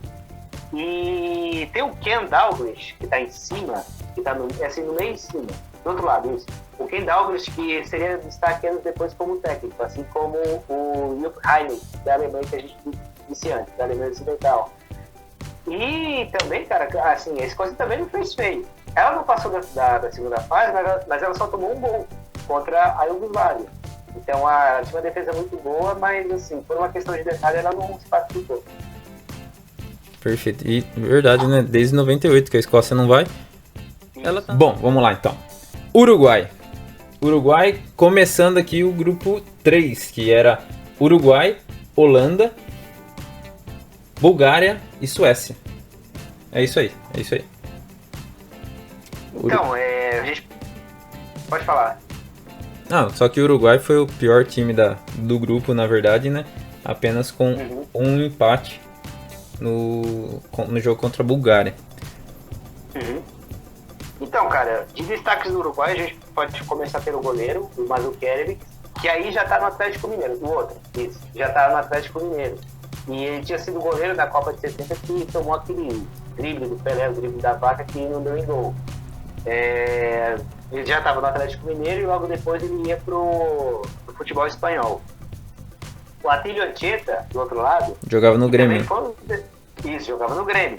Ele foi um dos destaques da Copa de 70, acho que foi para a seleção daquela Copa do Mundo, foi para essa outra na Alemanha, e no Grêmio, cara, ele em 73, ele ganhou a bola de ouro da revista Placar. Ele foi o melhor jogador daquele campeonato brasileiro. E tem também o Pedro Rocha, que está embaixo dele, que jogava no São Paulo. Jogava no São Paulo. E ele também ele estava na seleção da revista Placar em 73, do Campeonato Brasileiro, só que não levou a bola de ouro. Ele estava na seleção e ficou com a bola de prata. E essa foi a última Copa do Pedro Rocha. E o Pedro Rocha que tinha ido para as outras 4 Copas anteriores: 62, 66, 70 e a 74, que foi a última dele. O Luiz Cubidia, que está na última linha, que eu já tinha dito antes, na Copa de 70. Fez o gol contra o Brasil. E ele foi bicampeão como técnico, bicampeão da Libertadores pelo Olímpia do Paraguai, em 79 e 90. E ele estava aqui nessa relação. E do lado do Luiz Cubidia está o Fernando Morena. O Fernando Morena, ele jogou boa parte da vida dele no Peñarol. Se eu não me engano, depois ele foi para a Espanha. E aí, no Peñarol, ele foi um dos grandes craques da Libertadores de 82. O Flamengo tinha ganho a Libertadores de 81 com aquele time do Zico. Em 82 foi eliminado pelo Peñarol com o gol de um brasileiro. E aí, na final, ganhou do Cobreloa do Chile. E aí, um dos destaques foi o Fernando Morena. E o Fernando Morena, ele foi, além de ser campeão, logicamente, da Libertadores pelo Peñarol, ele foi 3 vezes. É o único jogador a ser artilheiro mais vezes de uma Libertadores, da história da Libertadores. Ele foi 3 vezes artilheiro de Libertadores. Então, o Uruguai, assim, tinha um baita do conjunto, mas que chega na hora H, na Copa do Mundo e, enfim, não dá certo, não dá livre. Holanda. Essa é a protagonista. É a principal seleção, né, da Copa de 74, com certeza. E eu acho que é o que a gente mais... Talvez a gente fale mais dela do que o do Brasil mesmo. Ou até da própria Alemanha mesmo, né? A Alemanha que a seleção campeã. E a Holanda, cara, de 74 é aquela seleção que entra pra história como aquela que joga bonito, né? Que fica marcada, mas que não leva, né? Como a Hungria em 54, o próprio Brasil na Copa de 82. Então a Holanda, ela talvez, acho que entre essas 3, talvez seja a principal, né? A mais marcante, ainda mais pela campanha que fez também, pelo time que tinha e pela revolução que ela fez no futebol, né? Exatamente. Como o holandês. A maneira de jogar deles era completamente diferente de tudo que a gente já tinha visto porque a gente não era nascido, né? Mas isso, pra época, assim, foi uma coisa surpreendente. Eu até, como eu gosto de esporte e tudo, em Olimpíadas eu lembro do Japão, quando o Japão, que era uma seleção baixa no vôlei, não tem nada a ver, ó, no vôlei, e eles começaram a fazer aqueles ataques curto, rápido, e aquilo revolucionou. Então tem em todos os esportes, assim, tem épocas, momentos que chega alguém genial e fala, pô, faz desse jeito que vai ser mais fácil, e o rendimento aumenta. E muda em todos os aspectos. E a Holanda, pra mim, eu acho que é o maior marco, cara, no futebol, assim, de divisão, um divisor de águas, né? Não tinha posição nenhuma, cada um... Parecia salão, né? A galera atacava e defendia meio que junto, andava meio que em grupo. Coisas que na época era 2 atacantes pregados lá na frente, os caras não voltavam nem a pau, sentavam pra conversar com o goleiro ali, né? E meio campo, cada um tinha a sua função e ficava na sua posição. Já a Holanda revolucionou e é bem parecido assim com o futebol que a gente tem até hoje, né? Isso, exatamente. E cara, tem até uma fala de um atacante argentino, eu acho que é o Yazal. E ele falou que na partida contra eles, na segunda fase, não, foi na segunda fase, que a Holanda inclusive eliminou o Brasil. Esse jogador argentino falou que o time da Holanda parecia que tinha 18 jogadores, porque eles jogavam muito na pressão, né? Sim.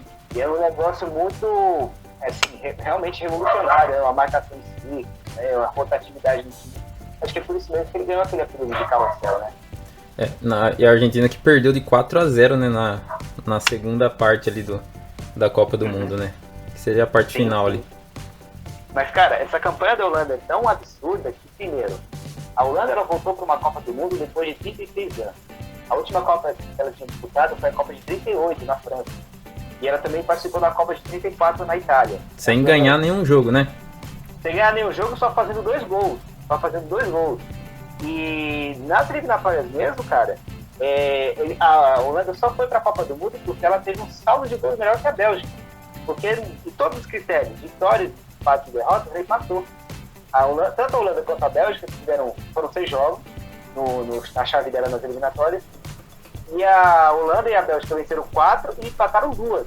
E no confronto direto, inclusive, foram 2 0-0.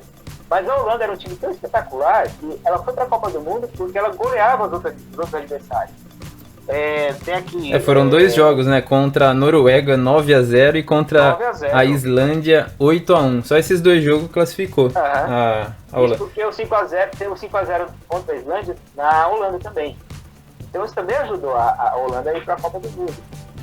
E foi uma coisa muito parelha também. E é um negócio tão espetacular, cara, que venceu 3 seleções sul-americanas. Acho que nenhuma seleção até agora foi o Brasil e a Argentina na segunda fase. E a Uruguai na primeira, na fase de grupos. E, cara, pra você ter uma ideia, o futebol da Holanda, ele passa por uma revolução através do time do Ajax. O Ajax, ele é tricampeão da Europa em 71, 72 e 73. Isso porque o time do Feyenoord, que é também conhecido, o time tradicional do país, ele foi campeão em 70. Então, por 4 temporadas seguidas, o campeão europeu foi um time holandês. Tanto que nesse álbum aqui, 9 jogadores da Holanda eram do Ajax, incluindo, assim, tirando o Cruyff. O Cruyff jogou no Ajax, contou pro Ajax, mas já nessa época aqui ele já estava no Barcelona. Barcelona esse que foi treinado, se eu não me engano, depois da Copa do Mundo pelo Rinus Michels, que foi o técnico da Holanda. Ele que foi responsável por fazer essa evolução no time holandês. E uma coisa também a se colocar é que eles foram assim, não digo que seria sem pretensão, despretensiosos no sentido de disciplina, né? Porque foi muito marcante nessa Copa do Mundo, festas, né, nos bastidores, sim. eles foram bem à vontade, na verdade, né? E na hora que entrava em campo parecia que meio que jogava brincando, né? É o nosso futebol ali, né? O joga bonito. Exatamente. E cara, a Holanda foi tão revolucionária até na parte do marketing. Se você pega as camisas, o time posado da Holanda naquela Copa do Mundo, você vai perceber que a maioria dos jogadores, ela vestia a camisa com aquelas 3 listras aqui no ombro, né? Que é patrocínio da Adidas. Só que o Johan Cruyff, se você perceber, vou até pegar um livro aqui que tem sobre camisas de futebol. Essa aqui é um livro que saiu na Copa da Rússia, chamado 100 Camisas, que conta a história de todas as Copas, do Marcelo Duarte. É um livro espetacular. E aí conta a história de que a camisa do Cruyff, diferente dos demais, ela não tinha 3 listras. Ela tinha só 2 listras. Por quê? Era porque ele era patrocinado por outro? Sim, pela Puma. Eu ele usava em campo, cara. Já tinha ouvido essa história, já. Então, é uma curiosidade também interessante. Só você perceber, no filme mesmo da Copa do Mundo, no jogo contra o Brasil, tem uma cena bem visível do Cruyff só com as 2 listras. Inclusive a Holanda jogava de camisa branca contra o Brasil. Então ela foi revolucionária até nisso, até nesses mínimos detalhes ela foi marcante. E num tempo que não tinha essa coisa de padrão FIFA, não tinha essa coisa tão... A FIFA não pegava tanto no pé das seleções, né? Até mesmo...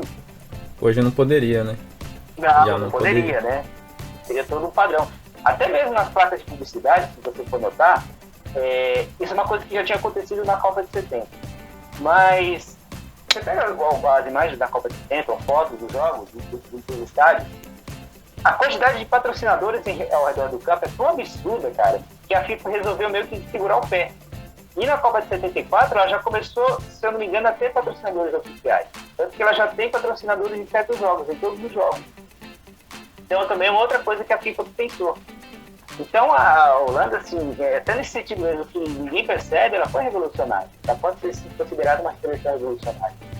E por ser a pioneira de trazer essa novidade, na verdade, do estilo de jogo, né? Ninguém esperava, né? Isso, o que foi marcante é que ninguém esperava. Que eu dei o exemplo no começo de falar da Holanda, dos jogadores de vôlei do Japão, que são baixinhos, jogaram aquela bola no meia rápida, ninguém esperava. Era uma coisa que todo mundo parava, armava para bloquear no canto ali. Ninguém esperava uma bola de meio. E a Holanda foi isso. Ninguém esperava um esquema que não tinha esquema, na verdade, né? Porque a marcação era muito homem a homem na época, né? Então o lateral direito ia marcar o ponta esquerda. O zagueiro marcava o atacante, grudava. Eu marco esse. Tudo bem definidinho. Era simples assim. Agora entra o atacante dos caras, entra com a número 2. Já começa aí, né? Os números eram todos... Também. O Cruyff era 14. 14, né? Eu acho que era o 14. Era o 14. Bom, vamos falar um pouquinho dos jogadores aqui que temos. Sim. Dá pra falar de todo. Essa página aqui tá pesada, né? Pesadíssima, tá né? demais. Não tem um, cara, que você não fala. Sim. O que pelo menos você já ouviu falar, né? Sim. A Ariel Han, o Johan Neeskens, ele foi o melhor meia daquela Copa do Mundo. Ele foi artilheiro também da seleção holandesa. Ele fez, inclusive, um dos gols contra o Brasil. 5 gols ele fez. Então, fez 5 gols. Aí, dos 2 gols contra o Brasil, um foi do Neeskens e outro foi desse carinha aqui embaixo, que não precisa nem dizer, fez apresentações, né? O Johan Cruyff. Ah, o Cruyff. Então, é só dizer o nome dele, porque não precisa dizer mais nada, né? E, cara, você pode citar aqui também o Johnny Depp, que tá do lado do... Não é confundir com o Johnny Depp, não, pelo amor de Deus. É o Johnny Depp, que tá do lado do Cruyff. Que também foi um grande jogador. O Ruud Krol, que tá do outro lado, ele foi o melhor zagueiro. Foi um dos melhores zagueiros da seleção daquela Copa do Mundo foi o Ruud Krol. E também, ele, mesmo assim, ele entrou para a história das Copas por ter feito um gol contra no jogo contra a Bulgária na primeira fase. E talvez, cara, a grande ausência aqui do time, porque praticamente o base está tudo aqui. Eu acho que a grande ausência da Holanda no álbum é o goleiro, que é o Youngblood. Ele que seria, se eu não me engano, o goleiro na Copa do Mundo de 78, na Argentina. Mais algo a dizer? Acho que é melhor não, né? Acho que a gente já disse o que tem que dizer. Já resenhou bastante. Bom, vamos pro próximo. A gente tá no grupo 3 ainda. Agora a Bulgária. Bulgária que caiu no grupo Holanda, Suécia, Bulgária e Uruguai. E a Bulgária ficou empatou um jogo, né? Empatou 2 jogos. Sim. Mas o grande mérito da Bulgária, na verdade, não foi nem na Copa do Mundo. Ela foi nas eliminatórias. Porque ela tirou Portugal. Tirou Portugal. Portugal, que era uma das favoritas. E ganhou de Portugal na Bulgária, por 2-1. E esse foi a única derrota de Portugal naquela chave. E foi muito por isso que Portugal não foi para a Copa do Mundo, ainda com o Eusébio. Não, na verdade, ele tinha se aposentado. O Eusébio tinha se aposentado. Tanto que ele nem jogou as eliminatórias da Copa de 70. Então, mas Portugal ainda era uma seleção assim, de respeito ainda. Então, a Bulgária ela teve esse método de tirar essa grande candidata para a Alemanha já nas eliminatórias. E, cara, da Bulgária, a gente pode falar que ela só fez 2 gols na Copa do Mundo. Um desses gols a gente tinha falado antes, que foi do Ruud Krol, que foi um dos melhores zagueiros daquela Copa do Mundo. E o outro foi do Hristo Bonev, que tá do outro lado, que tá no meio. Isso. É aquela da figurinha que eu mostrei da Copa de 70, da reprodução. É do carinha que tá aqui. É ele. É o Hristo Bonev. E tirando isso, cara, nada de interessante. E esse gol que o Bonev fez foi no empate contra o Uruguai. Mas, tirando isso, não tem mais nada a acrescentar, não. Seguindo para a próxima, a Suécia, para fechar aqui o grupo 3, né? Para fechar? Fecha o grupo 3. Isso. A Suécia que passou da primeira fase, caiu no grupo da Holanda também, né? Empatando e perdeu para a Holanda na primeira fase? Empatou, né? Ele empatou 2 jogos e venceu uma. Empatou. Só conferir aqui que eu tenho uma tabela aqui também, o álbum. Meu Deus do céu. É isso aí. Empatou. Grupo 3. Isso. Empatou o segundo jogo com a Holanda 0-0. Empatou o segundo jogo, isso mesmo, tá aqui. Vou até separar aqui para não ter mais problema. Cara, primeiro que seleção sueca sempre vai... É aquela velha história, né, que a gente tinha comentado na Copa FPT. Sempre vai ter o Anderson, o Svensson, o Larsson. É inacreditável, cara. É bem... Sabe, não tem outra palavra, é bizarro, né? É sempre chato jogar, né? Suécia caiu no grupo, ferrou. É o time que vai passar, né? É um time sempre competitivo, né? Como Iugoslávia, Suécia, União Soviética na época, até a Bélgica também, né? A Bélgica eu acho que teve uma decadência ali entre 80 e 2000 ali, né? Mais ou menos. Depois ela começou a voltar a vir forte também. É verdade. Acho que mais nos anos 2000, cara. Depois daquela eliminação do Brasil na Copa do Japão, a Bélgica meio que sumiu. Meio que 98 mundial, até 2010 ali, né? 2010 ela nem foi. 2006, 2010 ela 2006 também não.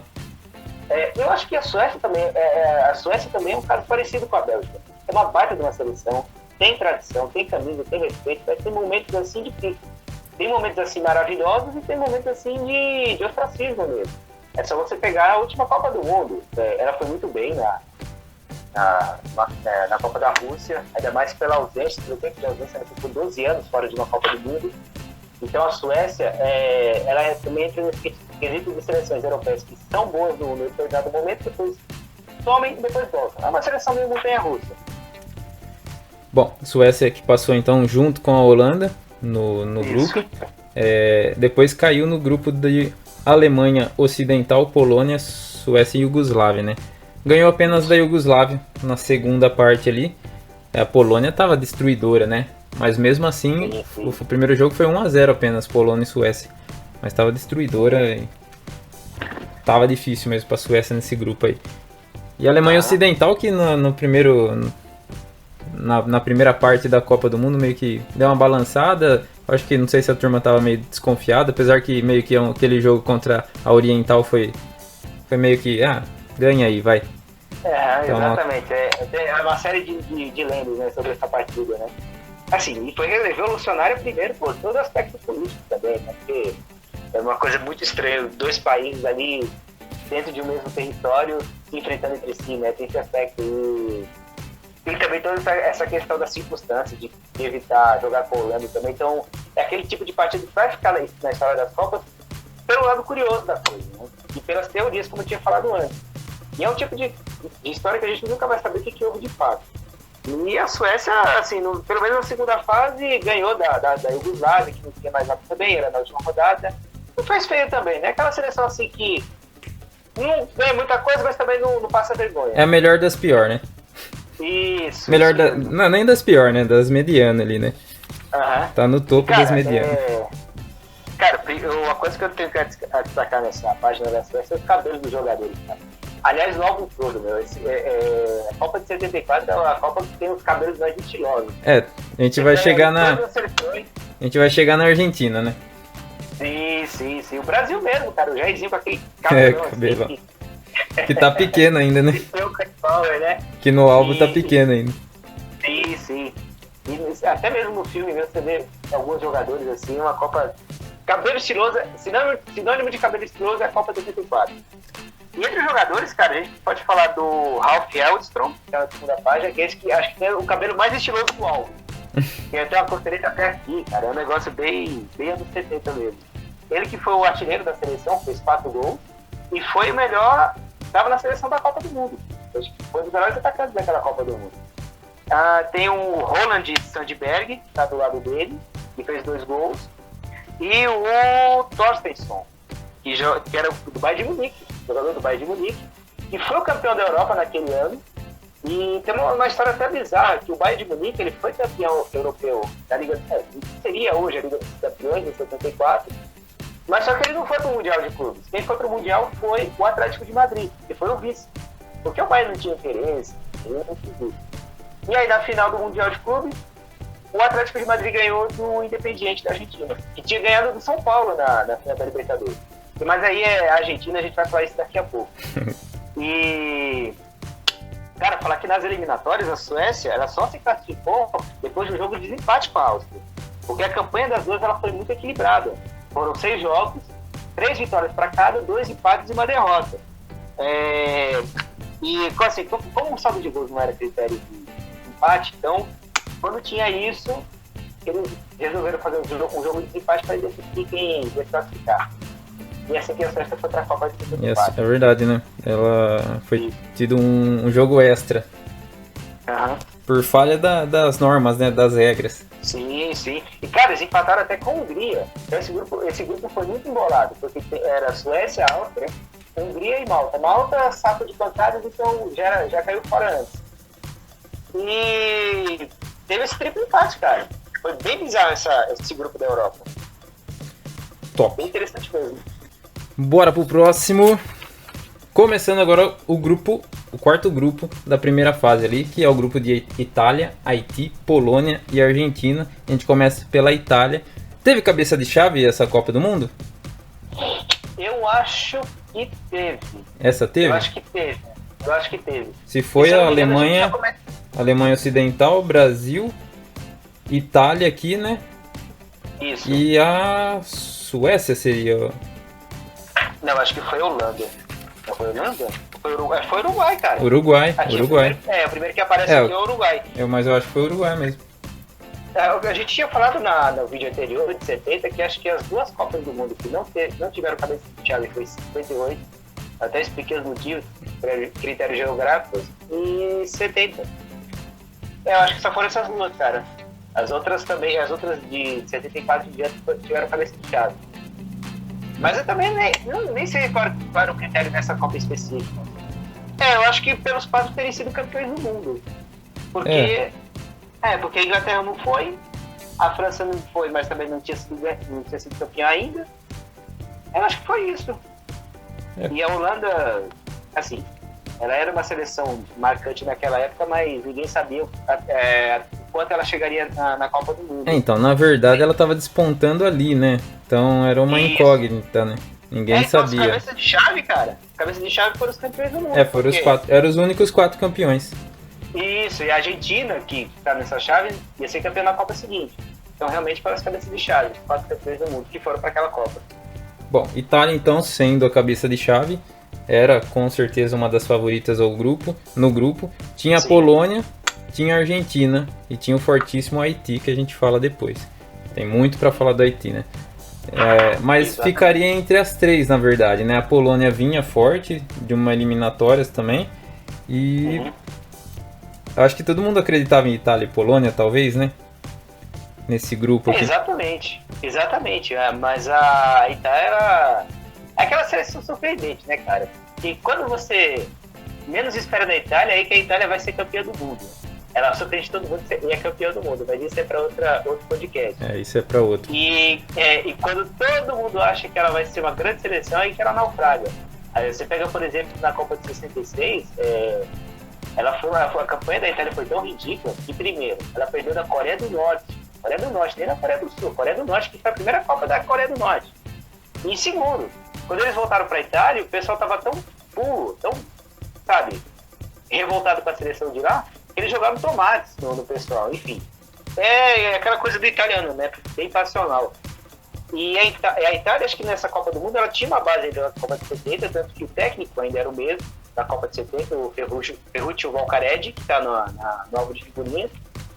E o Ferruccio, ele também foi campeão da Euro de 68. Então tem alguns jogadores aqui que estavam na Euro de 68, ficaram na Euro na Copa de 70 e continuaram nessa Copa de 74. A começar pelos goleiros, né? Os dois goleiros que... Bom, primeiro o Dinusoff, que nessa época já estava com 85 anos de idade. Ia jogar até uns 150, ia ser campeão com 135, mas isso é para outro podcast também. E o Albertosi, que tinha sido goleiro na Copa de 70, né? Que tomou os 4 gols do Brasil na final. E o Zoff tem uma curiosidade interessante que a gente não vai contar daqui a pouquinho. Daqui a pouquinho a gente vai contar, mas que envolve o Dinusoff, que é uma lenda do futebol italiano. Tem o Giacinto Paquete, que era um grande zagueiro, um grande lateral. Ele estava na seleção da Copa de 70, se eu não estou enganado. O Tarcísio Bonic está do outro lado, está no meio do outro lado, que foi o destaque da Copa de 70 também, que estava em 74. Aí você vira na outra página, e tem mais jogadores da Itália, tem a figurinha do Fábio Capello, que ficaria conhecido anos depois por ter sido técnico de Milan, Real Madrid. Acho que até da seleção italiana também. Acho que ele também treinou a seleção italiana, se eu não me engano. Tem o Gianni Rivera do lado, e foi a última Copa dele de 4 Copas seguidas: 62, 66, 70 e 74. E ele também foi um grande jogador da futebol italiano. O Sandro Mazzola, de bigode, que não tem nada a ver com o Mazzola, o José Altafini, que foi campeão em 58 e 62 da seleção brasileira, e muito menos com o Valentino Mazzola, que foi que era uma das vítimas do acidente do Torino, lá nos anos 40. Então o Mazzola também é um outro jogador que também era muito conhecido foi marcado na história do futebol italiano. E tem uma coisa interessante nessa seleção italiana de 74, que ela teve 4 artilheiros. A campanha foi bem equilibrada. E tem o Anastasi, que está aí na última fileira, Pietro Anastasi, foi um dos artilheiros. Isso. O Romeo Benetti, que está do outro lado, também foi um dos artilheiros da Itália nessa Copa do Mundo, que é o último, Romeo Benetti. Isso. Aí tem o Fábio Capello e tem o Gianni Rivera. os dois que completaram essa lista de artilharia da seleção italiana. E tem o Franco Causio também, que é um outro jogador conhecido. Roberto Bonicegna, que está do outro lado, está na outra página. Roberto Bonicegna, né, que se fala em italiano. Então, na última fileira, ele foi o autor do gol da Itália na Copa de 70, na final de 70 contra o Brasil. O Didi Riva também. Talvez ele não tenha ido para a Copa do Mundo, não. Vou pesquisar aqui rapidinho, mas eu acho que o Luigi Riva ou não foi para a Copa de 74, ou essa deve ter sido a última Copa dele. O Luigi Riva. Meu Deus do céu. Acho que Gonzalez. Ficar sem celular não dá. Ficar pesquisando em livro é complicado. Você tem que ficar buscando aqui na página e demora um pouquinho mesmo. Tem que ter aqui. Jogou na Copa de 74. Jogou sim na Copa de 74. E basicamente esses são os principais destaques da Itália naquela Copa do Mundo. Mas é uma grande seleção. Ela já tinha, como eu falei, esse espólio da Copa de 70 e até da Euro de 68, que ela ganhou. Mas por fim, toda essa seleção não passou da primeira fase, né? Começou bem não, né? Ganhou do Haiti, que seria uma vitória já certa. Depois pegou a Argentina e empatou. Até aí tudo bem, né? Só que no último jogo contra a Polônia perdeu de 2-1 da Polônia. Aí... E a Itália só não foi pra segunda fase pelo saldo de gols, cara. Porque a campanha foi empatou com a Argentina, né? Sim, empatou com a Argentina, a campanha foi igualzinha, mas a Argentina ela ganhou de 4-1 A Argentina ganhou de 4-1 do Haiti. Foi o que tirou, na verdade. Ficou com um saldinho a mais. E a Argentina ela fez 7 gols e tomou 5, então o saldo foi de 2. E a Itália fez 5 gols e tomou 4, então o saldo foi de 1. Foi por isso que a Itália não foi para a segunda fase. Então teve esse componente também do azar que tirou a Itália tão cedo da Copa. E aí seria um grupo interessante, né? Holanda, Brasil e Itália também na segunda fase seria... sim. Seria bonito. Bem interessante mesmo. Mais algo a acrescentar da Itália? Não. É só isso mesmo que eu tinha para falar eu já falei. Então agora é Haiti, cara. Haiti. O Haiti ele já tem menos jogadores aqui pra gente não falar tanto, não estender tanto. Sim. O Haiti, que foi a primeira Copa, voltou depois? Não, é a única Copa do Haiti. Única Copa. O Haiti, sim, nesse grupo aqui, ele foi passear. Tomou um 7-0 da Polônia, né? Perdeu de 4-1 e 3-1. 4-1 da Argentina e 3-1 da Itália. Tomou 14 gols e fez 2 gols. Conseguiu fazer 2 gols ainda. Sim. Cara, e desses 2 gols, ó, esse mesmo livro que eu mostrei aqui tem a camisa do Haiti. De manga longa. É dessa Copa? É dessa Copa do Mundo, 74. E, cara, você falou que o Haiti fez quantos gols? 2 gols. 2 gols. Esses 2 gols, cara, foram feitos pro mesmo jogador. Tá no álbum? Tá bem na ponta. Tá no álbum. Emmanuel Sanon. Esse último que tá aí na ponta direita. E tem uma história muito interessante envolvendo esse cara. Por quê?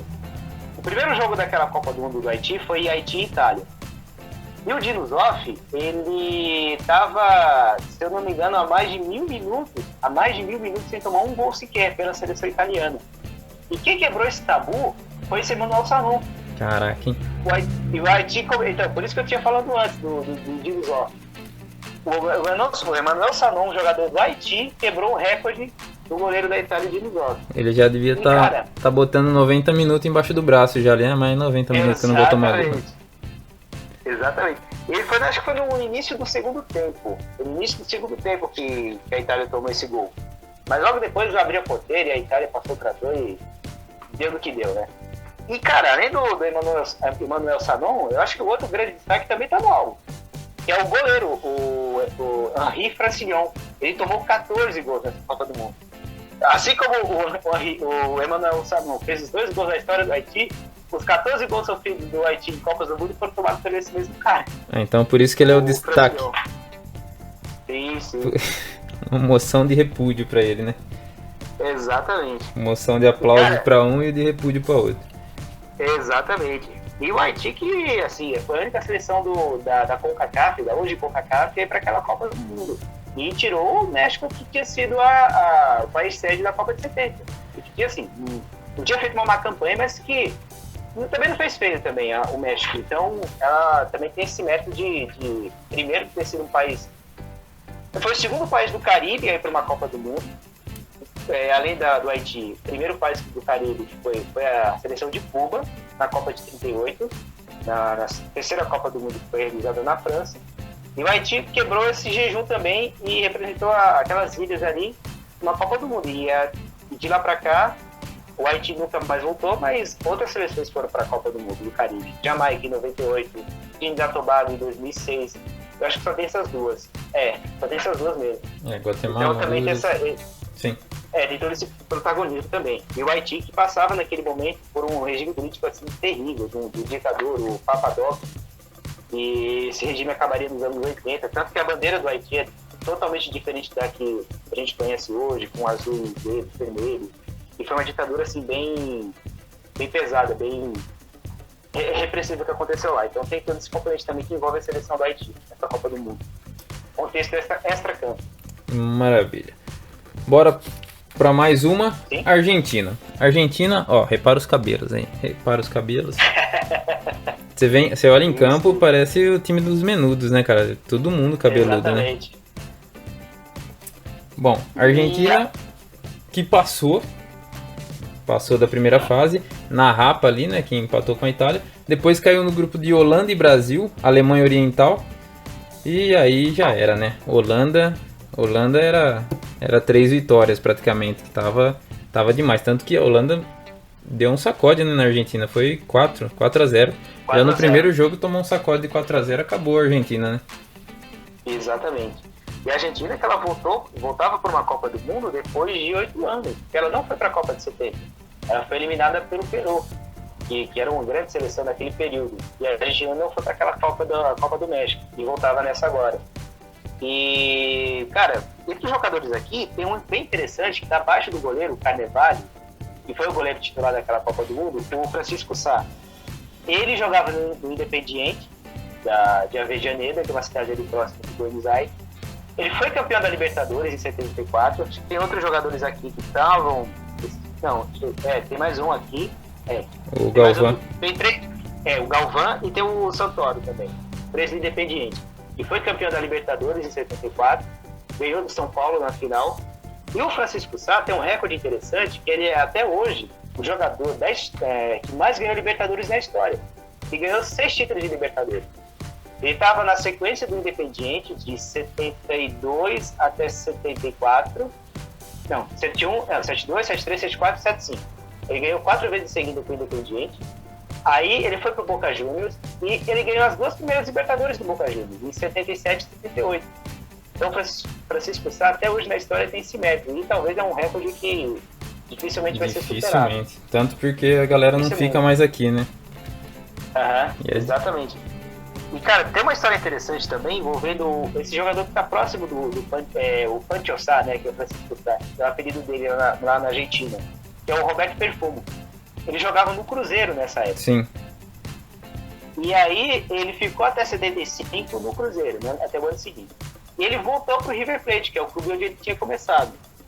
Só que aí, no ano seguinte, na final da Libertadores da América, a final foi Cruzeiro e River Plate. E quem levou foi o Cruzeiro. E Roberto Perfumo estava no time do River.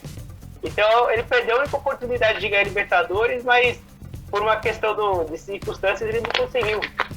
Teve esse motivo aí meio bizarro que... A sorte no azar. A sorte não ajudou ele. E ele também fez foi ele o autor daquela frase dos 18 jogadores da Holanda, que jogava impressão e tal. E ele fez um gol contra a Itália. Também, infelizmente, ele entra pra história. Acho que a sorte não anda do lado dele, né? Nessa época ele não andou, né? Nessa época ele não ajudou. E engraçado, cara, que essa seleção da Argentina, depois dessa Copa do Mundo, ela teve uma transformação tão grande que nenhum jogador que tá aqui no álbum foi pra Copa de 78. Nenhum? Obviamente, nenhum jogador. Eu posso até estar enganado, mas assim, eu tinha feito uma pesquisa antes da gente gravar esse vídeo e eu verifiquei que nenhum jogador foi campeão em 78. E tem o Yazaldi. Tem uma história interessante desse Hector Yazaldi, que tá embaixo. Esse que tá embaixo, na última fileira. Hector Yazaldi. Ele fez o gol de número 900 da Copa do Mundo. Foi no jogo contra o Haiti.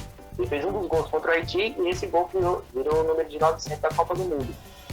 E, cara, a grande ausência desse álbum aqui é justamente de um jogador que estava na Copa de 78, o René Hausermann. O Hausermann, ele foi artilheiro da Argentina nessa Copa, ele fez 3 gols. E além do Hausermann, o Brindisi, o Miguel Ángel Brindisi, do Huracan, ele também fez um gol nessa Copa do Mundo. E tem o Bigodudo aqui, o último jogador, o Rubem Ayala, que estava no Atlético de Madrid, que também fez um gol. E o Brindisi, ele jogava no Huracan, que era um dos grandes times da Argentina naquele período. Parece que o Huracan foi campeão da Libertadores, campeão argentino, e participou da primeira Libertadores foi naquele período. Finish. Passamos para o próximo. Bora para o próximo time, é o último esse. O último do grupo 4, a Polônia. Polônia aqui matou todo mundo na primeira fase. Ganhou as 3 partidas, fez 12 gols, tomou apenas 3. 12 gols também porque meteu 7 no Haiti, né? Aí aumentou pra caramba. E aí depois na segunda fase, caiu no grupo da Alemanha Ocidental, Suécia e Iugoslávia. Fez o dever de casa, ganhou dos 2 pequenos. Ficou por último jogo do grupo ali, ficou a Alemanha Ocidental e Polônia. A Alemanha Ocidental ela vinha com a vantagem nesse jogo aí, né? Do empate. Mas mesmo assim acabou ganhando de 1-0 e a Polônia foi disputar o terceiro e quarto e venceu a seleção brasileira num jogo chato. Naquele jogo que ninguém quer jogar. Terceiro e quarto ninguém quer jogar, né? Então essa foi a campanha da Polônia que, ao meu ver, sei que você vai me corrigir, eu prevejo que você vai me corrigir, mas ao meu ver, historicamente, a Polônia, essa daqui foi uma das melhores Polônia que já existiu, né? Uma das. A de 82, eu acho que você vai falar, né? Isso. De 82. Mas é para outro podcast. Então, é isso. Dessa seleção aqui, a gente teve bastante destaque nessa Copa aí, né? Sim. O artilheiro da Copa com 7 gols. Tivemos também o vice-artilheiro da Copa. Então, 2 artilheiros, né? Da Polônia. Só que o vice-artilheiro não está no álbum. Você vai falar mais um pouquinho? Fala um pouquinho do Lato. O Lato que eu acho que é o fera dessa Copa aí, né? Aham. Primeiro que essa foto deve ser bem antiga dele, né? Porque você pega na imagem daquela Copa do Mundo, ele tá bem carequinha, né? Ele ficou calvo muito precoce. Jovem, né? Mas ele tinha 24 anos aqui, né? Oi? Ele tinha 24 anos nessa Copa, né? Sim. Ele tinha um problema de calvície já naquele tempo. O Lato, que hoje é presidente da Federação Polonesa de Futebol. Então, até hoje ele tem essa ligação com o esporte de lá. O Lato foi artilheiro com 7 gols, aí o vice foi o Smuda, o Vladislav Smuda, que foi fez o 5, né? Corrigindo, com 5 foi o Schmark. O Sharmak. O Smuda foi o destaque jovem da Copa. Sim, verdade. Foi verdade. Tá certo. Foi o Hulk da Copa. Isso mesmo. Mas não tá no álbum, né, pra ter a figurinha dele. Não tá. E o Smuda também não tá. Esses dois são as grandes ausências dessa seleção da Polônia. O Sharmak, ele fez 5 gols, né? Isso. 5 gols, tá. Então ele foi o vice-artilheiro. E assim. Eita. Normal. E, cara, tem o Deina, o Kazimierz Deina, que tá do outro lado, esse tá no meio. Tá no meio, ele foi um dos que estava na seleção da Copa do Mundo. E a Polônia, cara, primeiro que antes de tudo, ela tirou a Inglaterra daquela Copa, né? Que era uma das grandes seleções da Europa naquele tempo. Ele ganhou tanto da Inglaterra, naquelas eliminatórias, e de País de Gales em casa. Essas 2 vitórias foram determinantes para a Polônia entrar nessa Copa do Mundo. E a Polônia já tinha chegado com a credencial de ter sido a campeã dos Jogos Olímpicos de 72 em Munique, que foi a sede da final daquela Copa do Mundo. Então ela já tinha esse peso a favor dela, e tanto que ela demonstrou isso na campanha que ela fez nessa Copa do Mundo, chegando até a semifinal. E era uma grande seleção, cara. E a Polônia também tem uma coisa interessante que une a Holanda. Tanto a Polônia como a Holanda elas voltaram para essa Copa do Mundo depois de 36 anos. A Polônia, ela foi a primeira Copa que a Polônia foi a Copa de 38 na França, e ela fez uma grande campanha. Só para recapitular, naquela Copa do Mundo não tinha essa coisa de fase de grupos, era um esquema de Copa mesmo, era jogo quarta, semifinal e acabou. E no primeiro jogo da Polônia naquela Copa do Mundo de 38, ela jogou com o Brasil que tinha também um baita do Timaço, do Leandro e tal. E na seleção polonesa tinha um jogador chamado Wilimowski. O Wilimowski, essa partida terminou 6-5, e eu não vou lembrar de cabeça, mas acho que ele fez 3 ou 4 gols naquele jogo. Ele ficou muito marcado por isso. E depois de tanta ausência da Polônia, ela voltou para essa Copa Justa de 74. E ela fez uma grande campanha, né? Ela foi e fez o merecer mesmo chegar até esse terceiro lugar. E como diria um jornalista esportivo, não querendo entender muito, terceiro lugar em Copa do Mundo só serve para 2 coisas: para aumentar a média de gols de torneio da FIFA e para aumentar o caixa da FIFA. Só. Não tem mais utilidade nenhuma. Joguinho chato. É. Mais algo sobre Polônia? Não, só para acrescentar, voltando a esse jogo no terceiro lugar, o Lata, que foi artilheiro dessa Copa, ele fez o único gol daquela partida. E na seleção brasileira, como a gente já tinha falado antes, essa foi a única partida do Ademir da Guia em Copas do Mundo. Foi justamente nesse terceiro lugar contra a Polônia. E já era fim de feira também, então, enfim. Bom, o álbum acaba aqui. Essa é a última seleção. E agora a gente tem uma coisa que não tem em álbum algum, né? E eu acho que é uma coisa bem interessante. Que a gente tem aqui seleções importantes no cenário mundial, só que não foram para a Copa, né? Foram desclassificadas. Então essa parte do álbum é bem legal. Então traz figurinhas, os destaques. Então cada página tem 2 seleções. E aí aqui a gente começa com Bélgica, temos União Soviética, a Tchecoslováquia e a Inglaterra, que há 2 Copas anteriores tinha sido campeã, né? E ficou fora daqui. Você gosta pra caramba dessa parte aqui do álbum também, né? Ah, sem dúvida, né, cara? Seria interessante, né? É como se fosse um Road Rússia aqui, né? Aquele álbum Road Rússia. Road Rússia não, né? Sim, Road to Rússia, to Brasil. Álbum pré-Copa. É verdade, cara, é verdade. E assim, tem alguns. A gente pode até falar rapidinho de alguns jogadores aqui. Eu, na Bélgica, o Paul Van Hinst, que foi pra Copa de 70, tá em cima. Paul Van Hinst, isso, ele foi no destaque da Copa de 70. Aí na Tchecoslováquia tem o Ivo Victor, e foi aquele goleiro que quase tomou aquele gol do Pelé, do meio de campo, na Tchecoslováquia. O goleiro de preto. Na Tcheco? Isso, na Tchecoslováquia, o Ivo Victor. E na Inglaterra, o Bob Moore, que fez aquele gol polêmico da final contra a Alemanha na Copa de 66. E tem uma coisa interessante na figurinha da União Soviética, eu estava vendo isso agora, inclusive. A foto dos jogadores da União Soviética é praticamente a mesma do álbum de 70. Tá mesmo assim, parece que é a mesma foto, só que em posições diferentes, em poses diferentes. Mas é um detalhe que me chamou muito a atenção aqui nessa parte. E também esse escudo da Inglaterra, cara, que é muito estranho. Assim, para quem gosta de álbum de Copa do Mundo, sabe que a Inglaterra tem aquele escudo tradicional que tem inclusive nessa camisa, né? Que não saiu por muitas Copas do Mundo. E para quem colecionava, aí saindo naquela parte da Inglaterra, aqueles jogadores todos brancos, esse escudo aquilo era horrível. Esse escudo aqui da Inglaterra é uma coisa bem interessante também. Eu acho que nessa parte aqui, cara, só tenho isso a destacar, mas é maravilhoso, né? É legal pra caramba. Se tivesse mais países ainda, né? A gente vai perceber um detalhe, por enquanto só seleção europeia aqui nos destaques, né? Isso. Espanha, França, Suíça e Hungria. Exatamente. Tem alguns jogadores aqui, cara, principalmente na França, que eles se destacariam em Copas seguintes, né? Tem o Tresor, esse que tá embaixo, da França. Ele jogaria a Copa de 82 do outro lado, isso. Ele jogaria a Copa de 82. Ferenc Beni, da Hungria. Vou até fazer uma rápida consulta aqui. Eu acho que ele jogou a Copa de 66. Ele foi um grande jogador.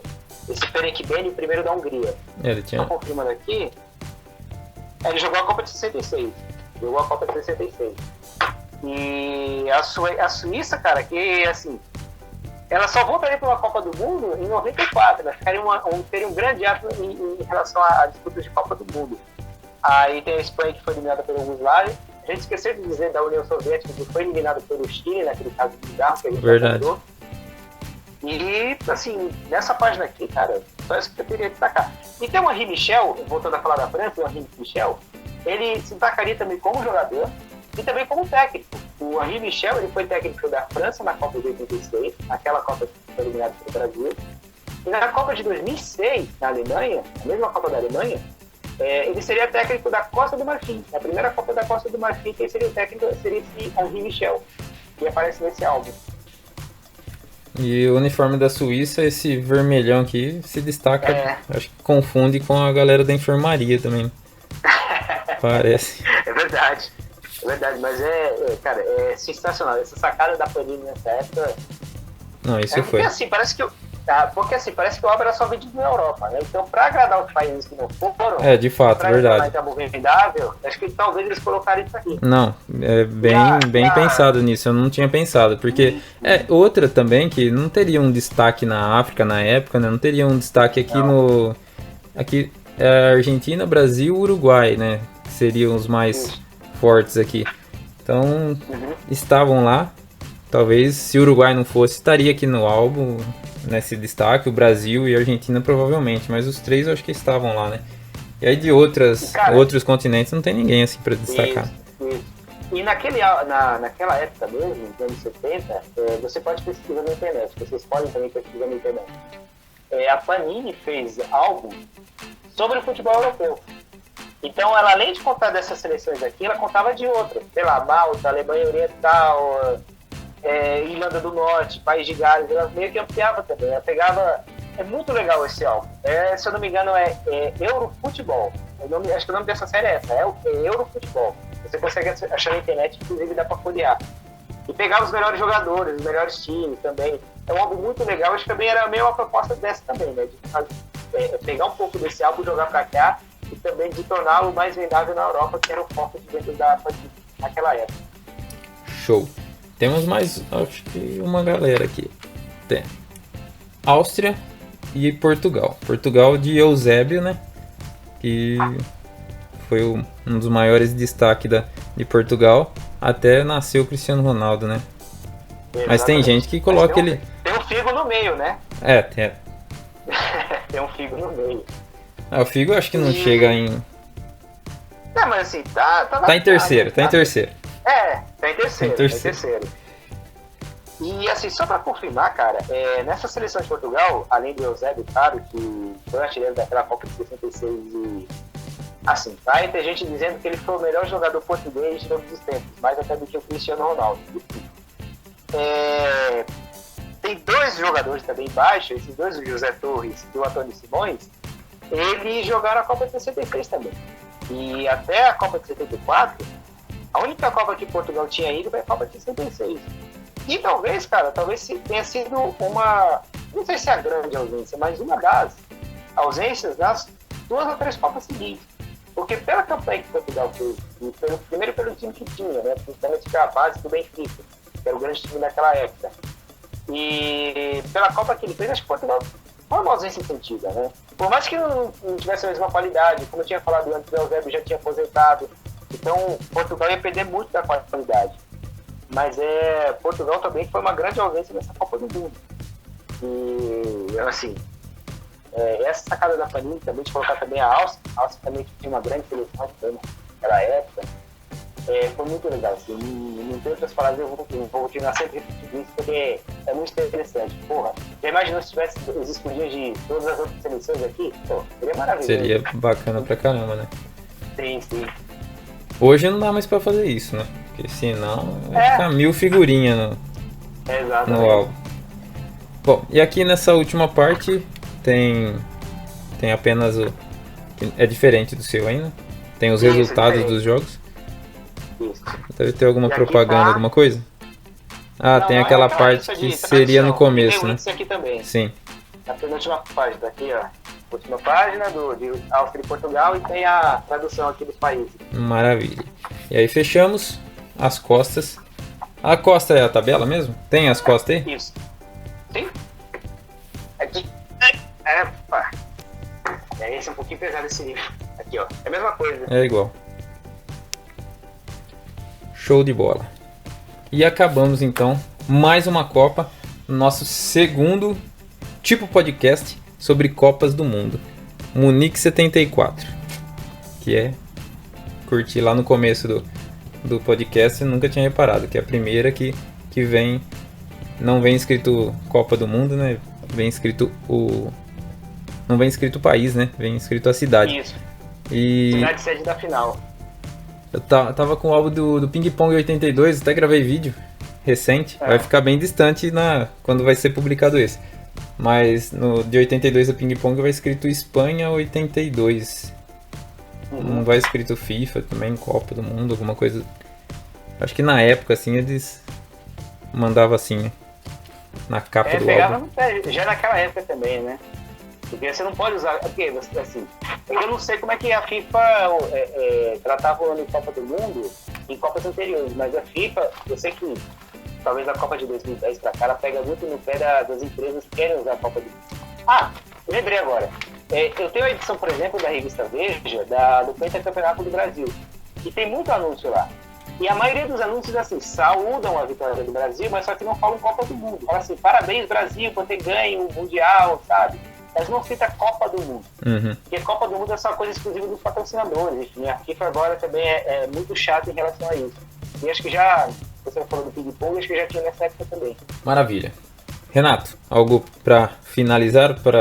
Não, assim, só dizer que esse álbum da Copa de 74 é maravilhoso, né? Algo que, como eu falei pra você, tem coisas que são inéditas até hoje em todos os álbuns, principalmente álbum de Copa do Mundo.